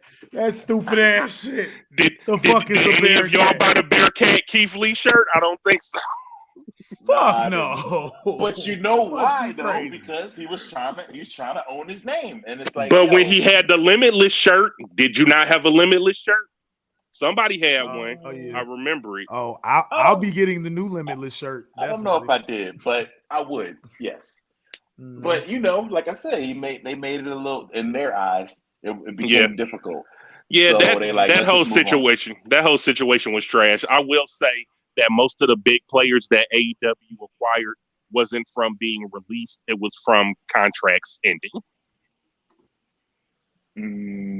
Yeah, I mean, yeah, Daniel Bryan, Adam Cole was both contracts ending. CM Punk never had a contract at the time, so like those bigger acquisitions wasn't because WWE dropped people, but the reason WWE had to drop so many people is because they were holding on to so many people, scared AEW was gonna sign them. Well, they ain't scared no more. So that's what I was wondering. I told my boy, I was like, what do y'all think about the possibility that their plan is let me just make them spend all their money on all these guys before too, and load their roster up, and then try to make them go broke? Is gonna, you just get them to spend all their money, or you get them to hold people back so that people will be like, oh, look at this, Adam Cole been there this long, he ain't got this. So and so been there, Malachi been there, he ain't got a title shot. So like, eventually, people are going to turn on the hot new thing of AEW if they see their guys not getting opportunities. Right. So, yeah. Did you hear me when I was talking about? Did you hear me when I said that about Cody? How Cody would basically smear AEW all over the walls to say, "Yo, I've been here since the beginning, and I'd rather go back to the company that made me Stardust than stick with AEW." People would be like, "Yo, AEW must not be the popping spot to be." I've heard a lot of people say that the Big Swole interview is the beginning of a lot of like kind of grievances that may start coming out over the next year or so. Like it's not all sunshine and roses over there, you know. There's a lot of guys I feel like getting TV time. Yeah, like Scorpio Sky. Too big. Scorpio, Joey Janela. I mean, whoever else you could name who been there, Brian Cage, who are like, yo, I'm not getting any time. Like, what am I doing? Miro, I mean, I hope he's hurt or something because I have no idea what they're doing with Miro. G1 told me that he wasn't hurt, that he was home playing video games or something. I don't know. But yeah, he's supposed to be back soon. Matter of fact, he just made an appearance at he was at the Atlanta Hawks basketball game, or maybe not that one, but somebody's basketball game. He made an appearance, and they literally announced him as All Elite Wrestler Miro when they put him on the jumbo. Okay. And that's why I feel like it'll be good for if Tony Khan, if these are not just rumors and he's really trying to get this HBO Max streaming deal, like HBO Max can have all my money. Because you're gonna put hold on, G1. You're gonna put the whole ROH library on there, just like WWE Network, because he owns it now. Yeah. You got another place to put pay-per-views at. You got a place where you can stream a weekly ROH show. And then you can, like I said, you can put some of these dudes that's overbloated on AEW, not getting no time, and you can send them over to ROH. That's true. I think you would have to do something with Dark Elevation or end one of them or turn it into something else. Because it's like you're going to have too many shows spread out. Yeah. If that's the plan, I think some of them guys would come to ROH, hopefully. Yeah, just stop Dark and keep Dark Elevation, and then I feel like it'll be the other way around. Dark was first, so get rid of Dark Elevation. It would make it. I feel like elevated means elevated over Dark because that's exactly because I was about to say Dark Elevation would be fucking Ring of Honor. Well, no. This is why I'm saying that, because Dark Elevation would be Ring of Honor at that point. Fuck it, we just gonna make Dark Levitation. That's gonna be the next show. Dark Levitation. Just Dark Levitation. Shit. Yo, real quick, one thing we haven't dove into, considering that the pay-per-view is this weekend, I want to give predictions on the Revolution card, and for those that don't know the card, I'd definitely be more than happy to speak on what we know as of now. Do you have the card up? There's like, yes, I do have the card in my face as we speak. 18 matches. Gonna pick names I know. You said it's 18 matches? No 18 matches. No, not literally. It's like, what is it, 4 or 5? AEW be having it's long 9 matches total, man. It's a lot. Yeah, it's not. It's 9 matches total. It looks like 9 for me. But how many of those how many of those are battle royals before the match before the show starts? None of the ones I'm looking at. You funny. None of the ones I'm looking at are any type of battle royal. I don't even think this pay-per-view is centered around something like that. There's two on the buy-in show. Oh, we got two buy-ins. Two on the buy-in show. Which two are on the buy-in? What I'm looking at is Chris Statlander and Layla Hirsch, and then Hook and QT Marshall. Oh yeah, and I didn't even see. Yeah, because don't nobody want to see. Don't nobody want to see Hook beat QT Marshall up. That's why it's on the pre-show. Right. See on the card. See on the card that I'm right. See on the card that I'm looking at. They didn't even talk about the pre-show. It's just the pay-per-view card. So okay, so we can skip the pre-show matches. Yeah. So as of Monday, and I'm personally invested in the pre-show matches too. But anyway, as of Monday, here's what we're looking at so far. So we know AEW titles on the line. Hangman Page versus Adam Cole, baby. I don't know. What y'all think, man? Is it Page retains the title match? Or is this when we get or is this when we finally get what they want to do anyway, where let's say Kenny comes back, Adam Cole takes Red Dragon, splits off from that, finally redoes the Undisputed Era as Paragon. This is all my personal wave. It would depend on what, to me, it would depend on when the match is. If the match is, they're going to do the heavyweight match last instead of doing it first like WWE been doing, then I think Adam Cole and them are going to screw Hangman. Yeah, I was about to say it's definitely usually with AEW they'll do title matches last, like especially the big title. If the AEW World Championship is on the line, that's the last match for sure. I think it's a night full of screw jobs because I think Red Dragon is going to screw the Young Bucks in the tag match, and then I think later that night they're going to screw Adam Page. Man, me and you on the same wavelength. Okay. I was thinking the same thing. Damn, Rand, about you? I think not. I think Adam Page retains. Only because Page needs Kenny to beat him match, and he needs a good title run. Like if he loses it now, this has been a whack run, and like I think he needs some defining like matches. So he needs some defining matches where he's not fucking bleeding to death. That would be cool. Because I feel like also they don't important. They don't have no big guys in the. They don't have no big guys in the main picture right now. CM Punk not going for the title.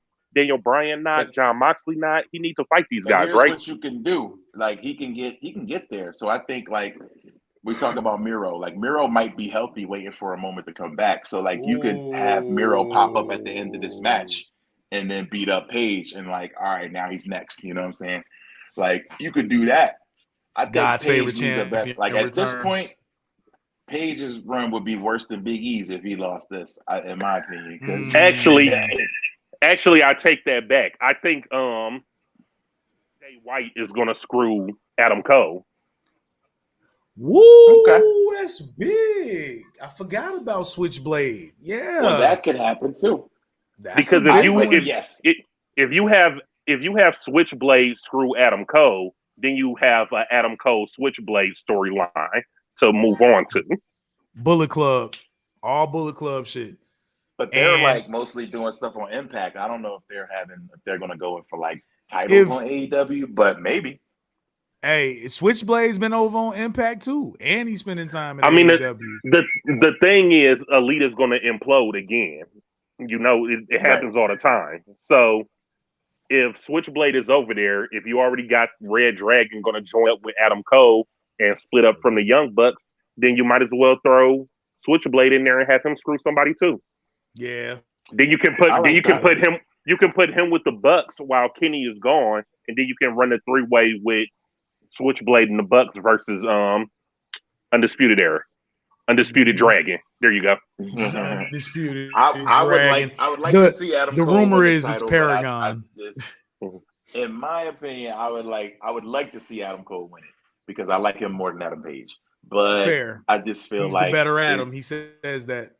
Yeah, but with Adam, Page being like one of their 4 pillars or whatever in the beginning, I feel like he deserves a stronger run.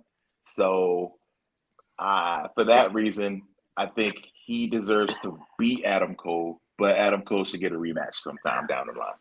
I'm more invested in Hangman because I thought he was a bullshit when he was with Bullet Club, and he's become his own man in AEW. So I fucks with him. Fuck, he's become his own man. Yeah. Again, he's bleeding to death every match. You have no choice. He's like, they making a bunch of men out of him, huh? I swear to God.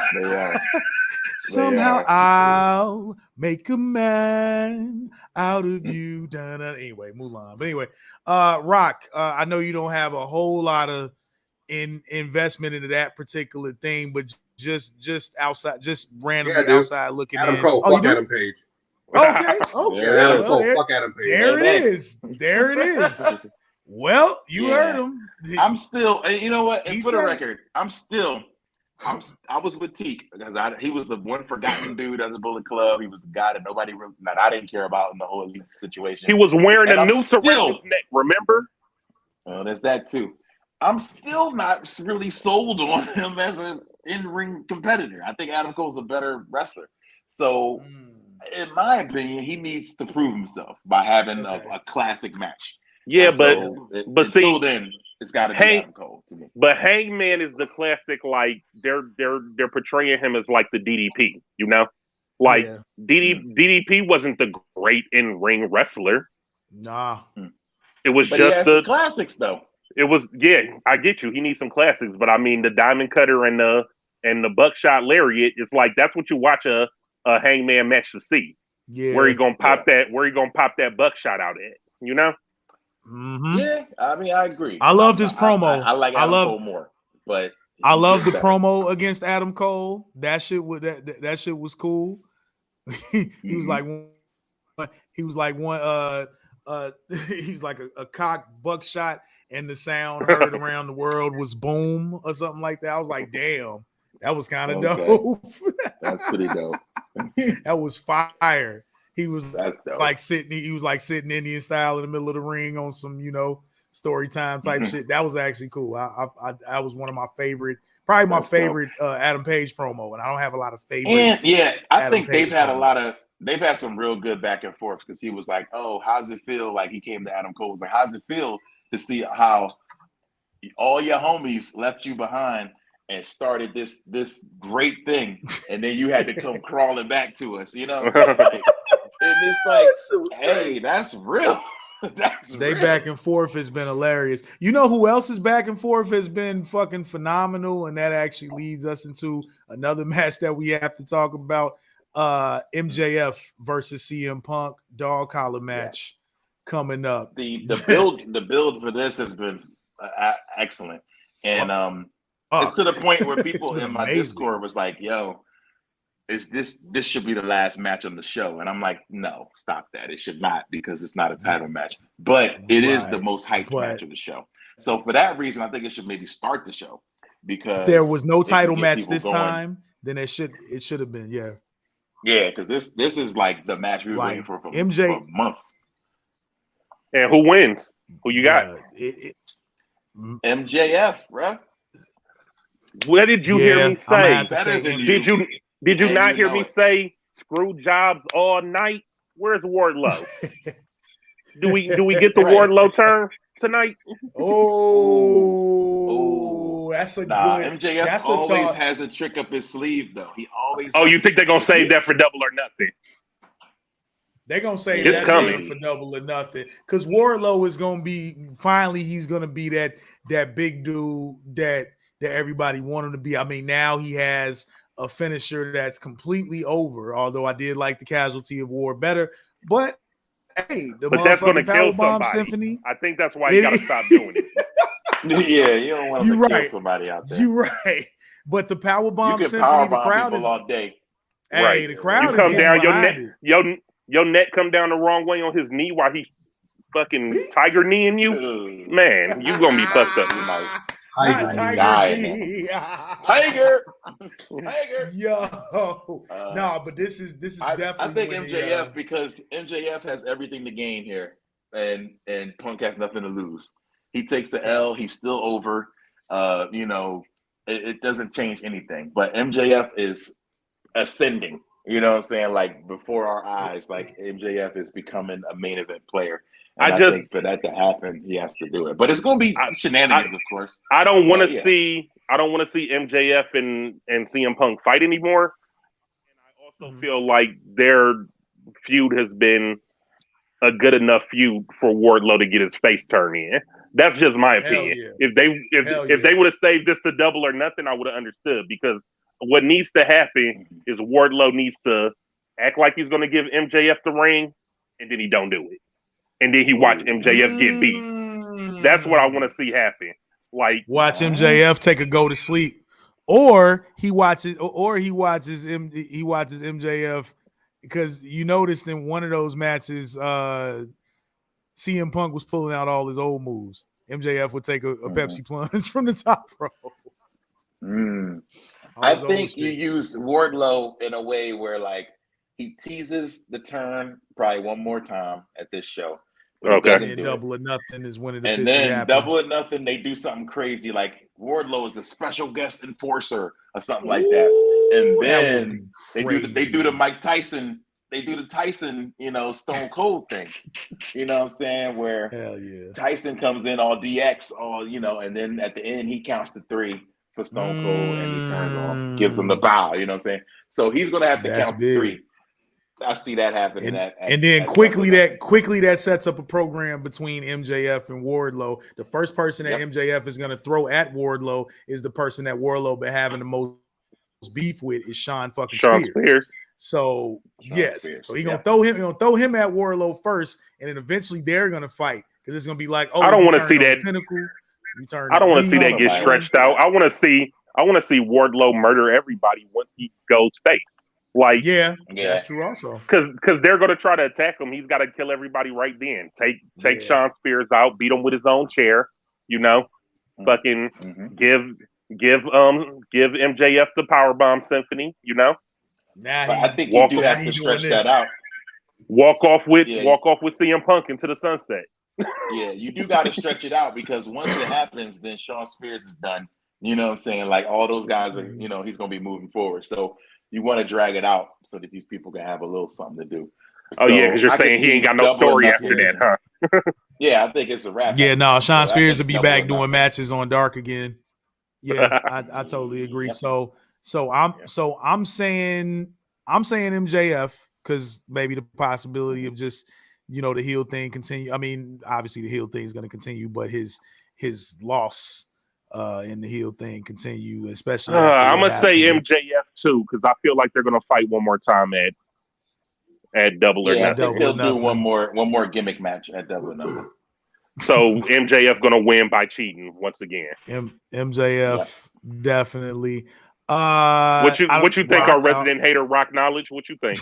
I was about to say Rock. I'll ask you. Are they gonna be wearing dog collars or something? Is that why it's a dog collar match?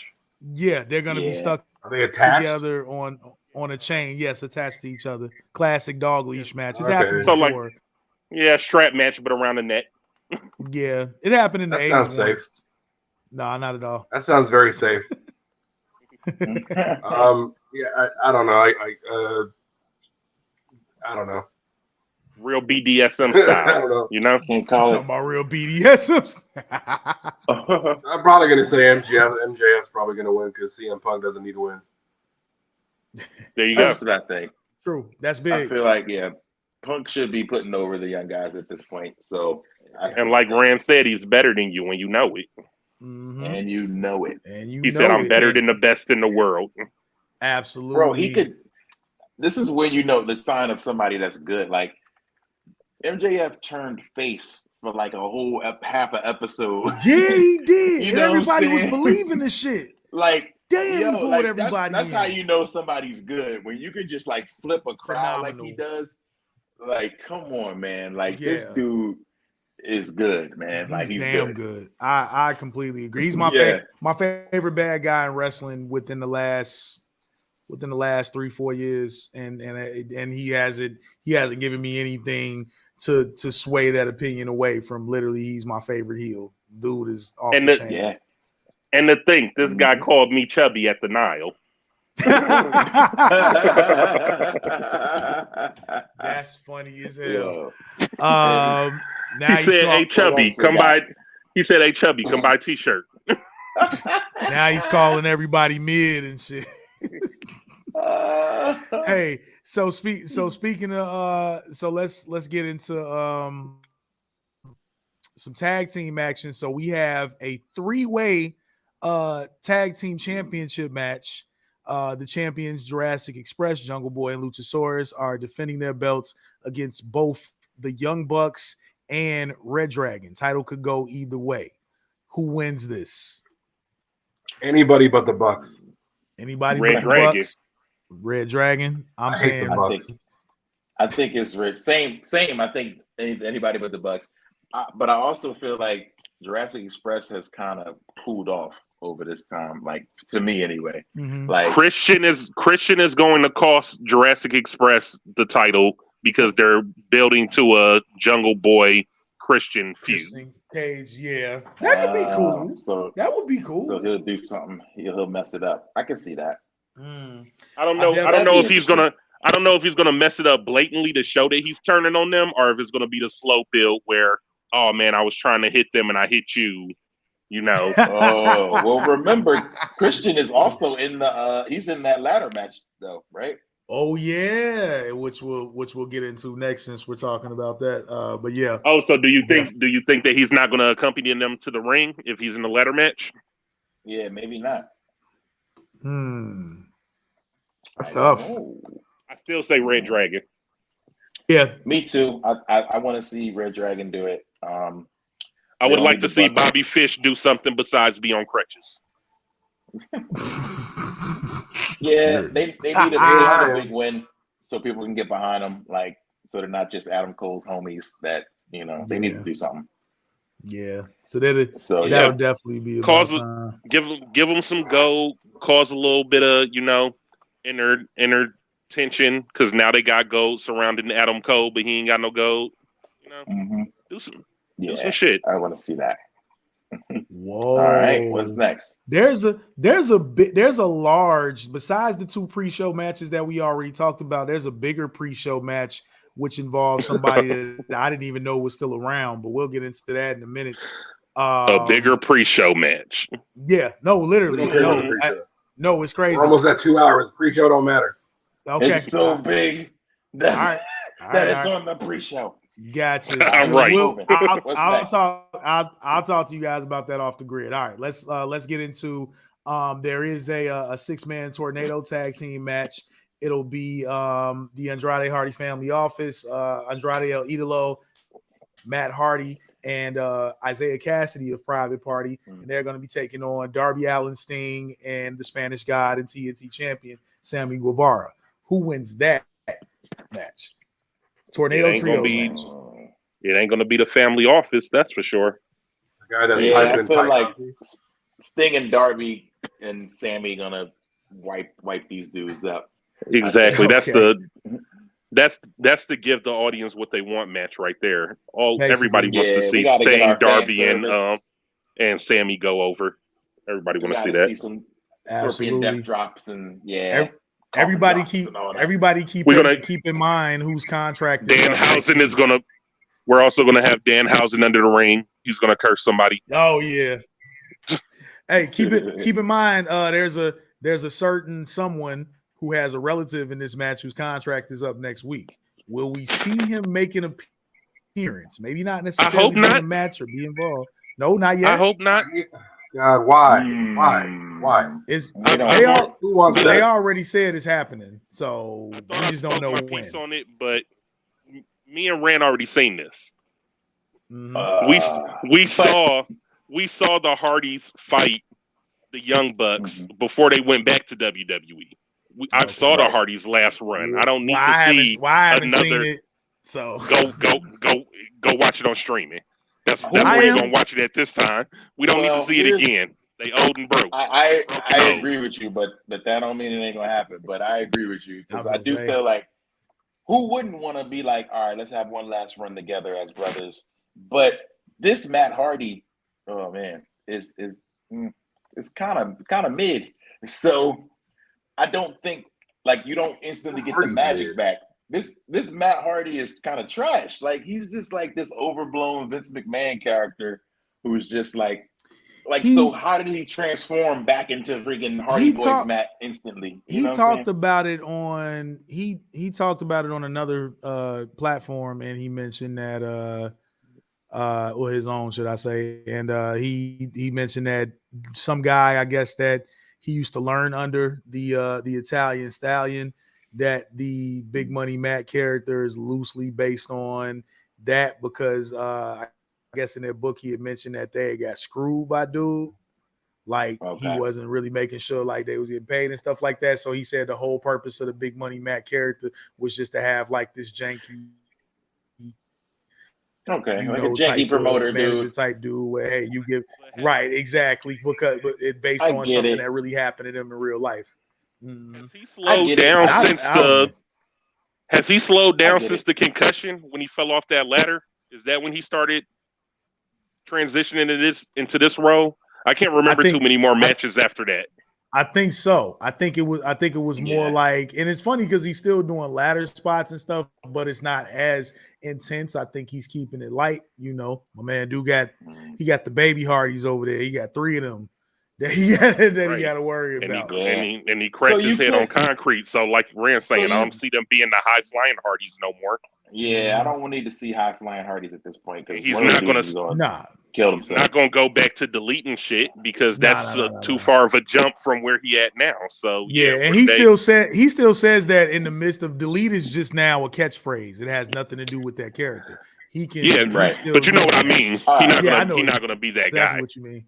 Absolutely. Yeah. All right. What's next? Because this match, I think you get the good guys going over, and none of that. It's might get like, what if you get like a Jeff Hardy pop up at the apron, and Matt looks at him like, "What?" and then gets rolled up or something like that. Interesting. Like where that would be cool. Let's talk about that bitch for a minute.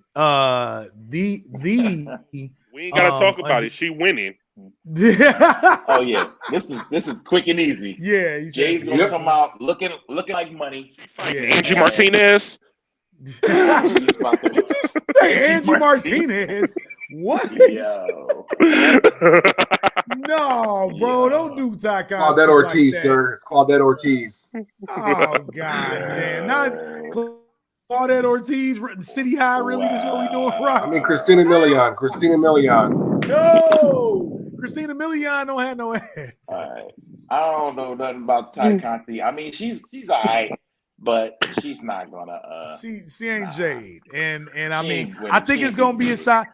Now, if you ask me from a fan perspective, do I think it's gonna be like a solid match? I do not think it's gonna be a squash at all because Ty can go, and Jade's been learning from Bryan Danielson, so she's learning more technical shit, and she's not just trying to be the big bitch that could throw people. This is what I don't like. I respect that G1, but I think that's not what we need to see from her right now. I wish she was just squashing people. Like I wish it was just like put a 3-minute challenge on her. You wish it was Goldberg? Yeah, like Goldberg. Like because the longer she gets out there, like I hate to say it, she gets exposed. Like something happens. Like when Goldberg did that long match against Glacier or somebody, or William Regal, whoever worked him, and like, you can be training in the back for that.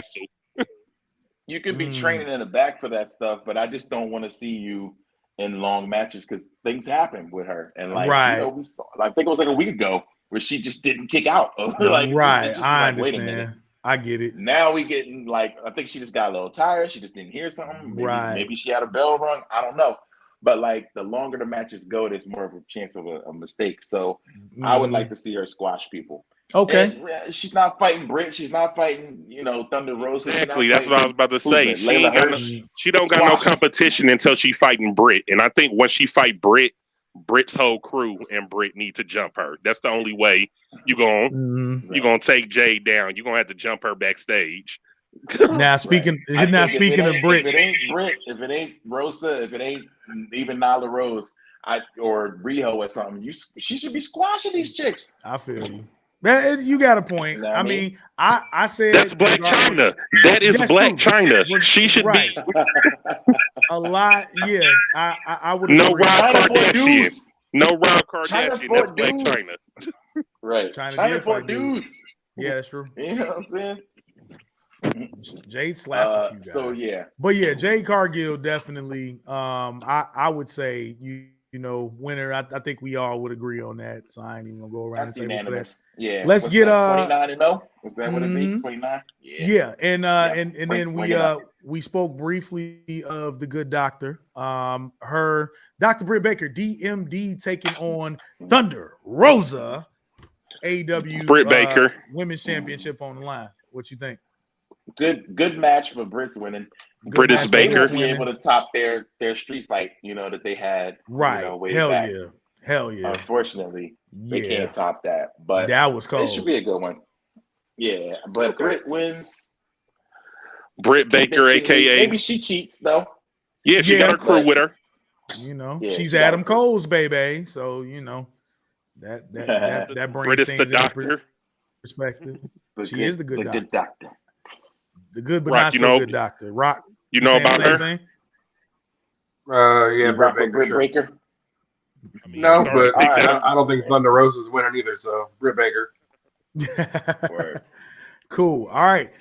This match was announced Wednesday. Chris Jericho versus Eddie Kingston, 1-on-1. Man, they've been building this up for a while. What you think? I mean, Eddie loses, but it's going to be a good one. So Jericho wins. But wait, I'm confused now. See, that's always been Eddie's thing, is that he doesn't win big matches. Like, he just puts on a good promo. That's been their whole back and forth. Like, you know what I'm saying? But that's what the fact that Jericho's mentioning that a lot. Like, you don't win the big one. Maybe he does beat Jericho. Maybe this happens. Right. Maybe this where it happens. But what's going on with this? Is this like winner takes the proud and powerful? Like, what's on the line? But they can get involved. They get involved. That's what I'm saying. It's just a distraction. If Eddie wins and they leave and go with Eddie, now you got a new faction. But there was an interesting moment of respect between Santana Ortiz and Jericho. You know what I'm saying? I saw that fist bump. Like, they still want to bump him in the head though. It ain't over with. They still got beef. Fair enough. Jericho wins, but it doesn't end well, right? For him, it don't win well for him. It don't end well for him. That's what I'm saying. For him, yeah. Right, exactly. Yeah, I can see that. Exactly. I'm a little torn, honestly. That's tough. Rock, you on that one? I've never seen Eddie Kingston do anything other than talk, so I don't even know if he's any good in the ring. Okay. So it would lead me to believe Chris Jericho probably goes over. He went to war with Bryan Danielson. Bryan Danielson, he sure the fuck did. Yes. Man. Great match. He just takes a lot of punishment, and he got some moves, but like he's not like he's a tank. On a clinic. He's a he can take punishment. And then he got that one back fist. He got a nice T-bone that he rely on. He used to call it the back fist versus the wrestling gear. The back fist versus the back elbow. The Judas effect. Yeah, that's funny. Wow. He used to call it the back fist to the future when he was on the indies. So that's how I always remember it, is that. So we got the spinning back fist versus the spinning elbow. Absolutely. There you go. Okay. I like it. Jericho's over, but he gets the shit beat out of him at the end of it. Hey, Face of the Revolution ladder match. Winner of this match gets a future title match for the TNT Championship against Sam. Not before Scorpio Sky. No, he got his. He lost. Oh, was it tonight? No, it was. No, that was a while. Right after he won that. Right after he won, he lost to Darby. And then that's not what I'm talking about. Dan Lambert was just saying on Monday that he's going to get another shot before whoever wins gets a shot. Because Scorpio was saying that he's undefeated, so he should get a shot. And I was about I was about to say, check this out. So this is interesting. So as of now, this is who we know is all in that ladder match. We know Keith Lee's in that match. He earned his spot in that match. We know Orange Cassidy earned his spot in that match. Powerhouse Hobbs and Ricky Stark. So we got 2 members of Team Taz in this match. So that could go a couple of different ways. Wardlow, Christian Cage now. And then there's one slot that is to be announced. Now, do you think that could be maybe Scorpio Sky or?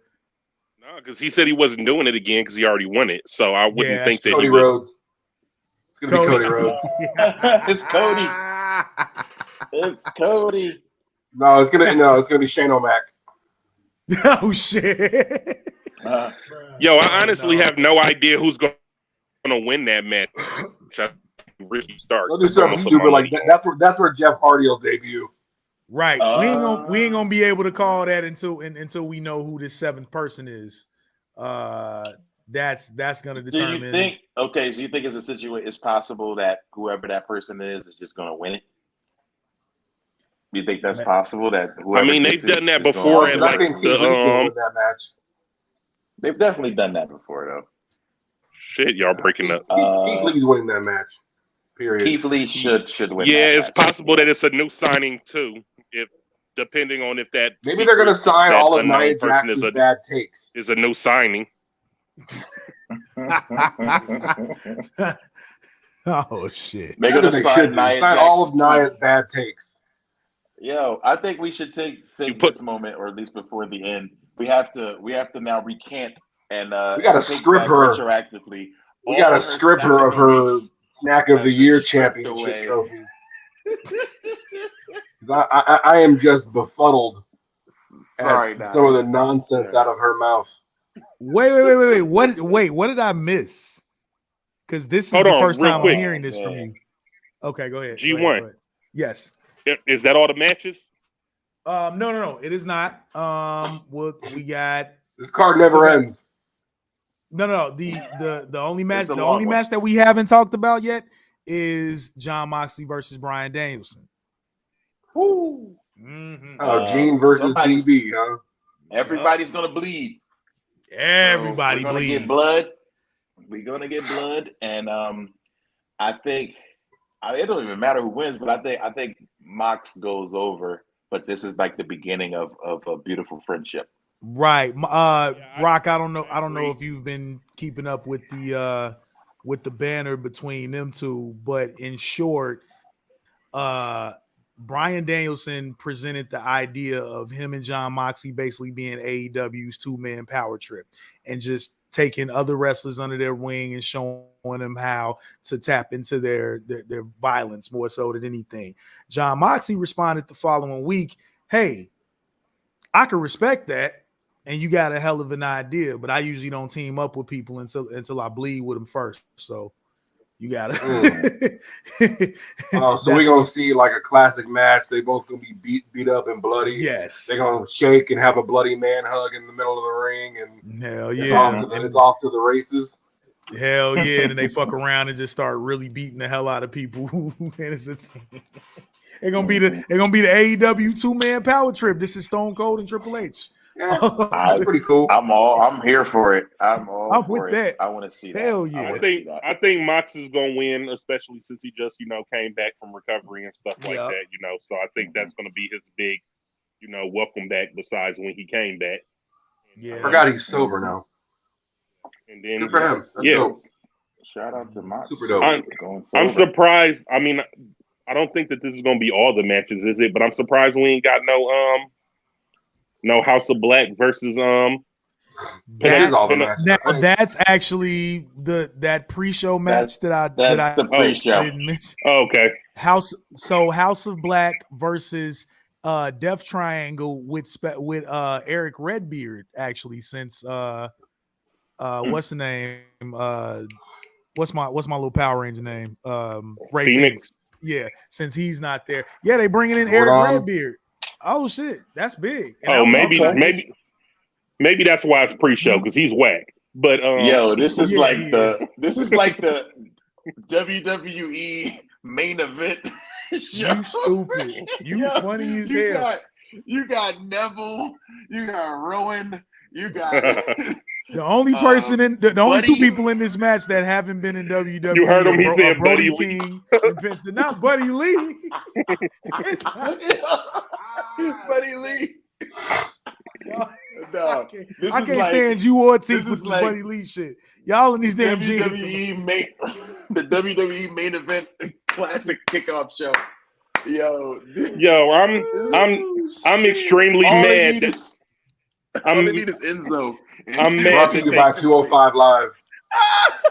Which is what the name of this episode is, considering that it's episode 205. This is 205 Live, baby. This is it, 205 Live. But yeah, Wow. I can't believe that they put that on the pre-show. I mean, yeah, Eric Rowan is whack, so that's probably why it is. But Penna deserved more respect than that, and he needs to be getting his revenge from getting spit in the eye. Like they jobbing my man out right now. They've been jobbing him out. There you go. He deserves better. What else? You didn't mention, I mean, not that it matters, but we didn't mention the that's More? Yeah, we mentioned Hook, everything. No, we talked about Hook except and for QT. All right, It's all good. You know what time? time? End off. Drop that Undertaker. Drop that Undertaker. With the burial. We got Drop that burial. oh shit. We all know what time it is. Who got to rest in peace? Who is it? Would you say Rock, you stripping her of all her titles? All her wins? Damn. Our former Snack of the Year winner turned public enemy number one, Lena Fanine, formerly known as Nia Jax. It's been nice knowing you, Nia. I feel really bad because she follows me on Twitter, but she has this week been firing on all cylinders. So she starts off with, I'm not going back to WWE because I get calls every day about how everybody is miserable there. Okay, fine. That's cool. Then she decides to say, all these MFs saying I stand with Ukraine couldn't even stand for their own personal rights for 2 years because they were scared to breathe. Ooh, Then what? I knew nothing of this. She's been heavy anti-vax and like, hey, this is what you know, if that's what you believe, that's fine. So she said, honey, if you think that all your favorites don't feel the same way too, then you're sadly mistaken. A lot of people in many professional sports just paid and got a real vax card from a real doctor. LOL. And I'm like, okay. Like, and like, that could be true. But if it is, you just kind of like cop to a felony online, which is like stupid. She just sound like she sound like the foreign decks right now, you know? She talking real reckless. She just saying things. Yeah. That's and then someone said, she's been like her stories, I guess, has been where she's been putting this stuff. She put up a picture of Joe Biden and then was like, this is so cringe. He's over here saying we should pray for Ukraine, blah, blah, blah. And then she was unfollowed by the man, Becky Lynch, on Twitter. Damn. Bruh. Damn. So I want to shout out this person, Jeff, at Longtime Jeff, who said, Nia Jax is the first person to get CTE from giving other people concussions. Yes, I retweeted that. I did see that. That was funny as hell. That is a phenomenal baller tweet. Yeah, that's A1 game. Oh, that's a good one. Hey, yo, also, we got enemies, friends of the show. We got 2 minutes to wrap this up so that we can end 205 at 205. Let's do it. Oh, there we go. Absolutely. And So and we'll Nia be Jax, parting real ways. quick on the side of that burial, I just want to. Motherfucker. Yeah. Why? Motherfucking Cam Johnson, baby. Cam Johnson All just hit right, a buzzer beater. The Suns beat the Knicks. Woo! Hey, Yes. Absolutely. Shout out. All right. Suns So are any balling. so any final thoughts? Any final thoughts? Suns We end is this at balling. 205. Suns is balling. Suns is balling. And 205. ESPN don't talk Okay. Bulls about is them balling enough. too. We got a burial. We got. Do we have a snack, Rock? Snack of the week. A minute, let's go. Yeah, we're gonna rock with Nikita. Hell yeah. Woo. For those of you who are not in the know, Nikita Evans, freaking NXT superstar, go Google her, please. It's ridiculous. Nikita. It's She goes by ridiculous. Nikita Lyons now. Nikita Lion in there. Nikita Lyons. Yeah. I'm sorry, my bad. Lion. Nikita Lyons. Yes, My thank you. goodness. Nikita That's Lyons. all I'll say. Lord. My goodness. Lord. Her real name is Faith Jeffries. She is a Mhm. Taekwondo practitioner and Clearly. musician. So Clearly. remember when we started off, she was doing these whack rap videos, and then Mm-hmm. she I think she's found her gimmick. She's found her best assets, and she's using them to shine. Whew, Lord. I mean, it's like Jade said, who wants to have a wrestling move tried on them? I volunteer. I volunteer as tribute for either one. And On that note, we're gonna go ahead and conclude. We appreciate y'all. We love y'all. On behalf of myself, G1 to the rescue, Teek, our lead booker, Mega Ran, and the Return to Rock Knowledge. We appreciate having y'all. And as always, keep your shoulders off the mat. 205 Live boys in the building. 205 Live. Oh yeah, we got a co-burial to Kane real quick to Mayor Kane, because he went out like a fool too. Twitter is exposing all of our favorites, y'all. It's happening every day. But you live long enough to see yourself become the villain. All right, y'all. And go see the Batman. Go do that. We out. Watch Bel Air. Be out. We made it. Yes.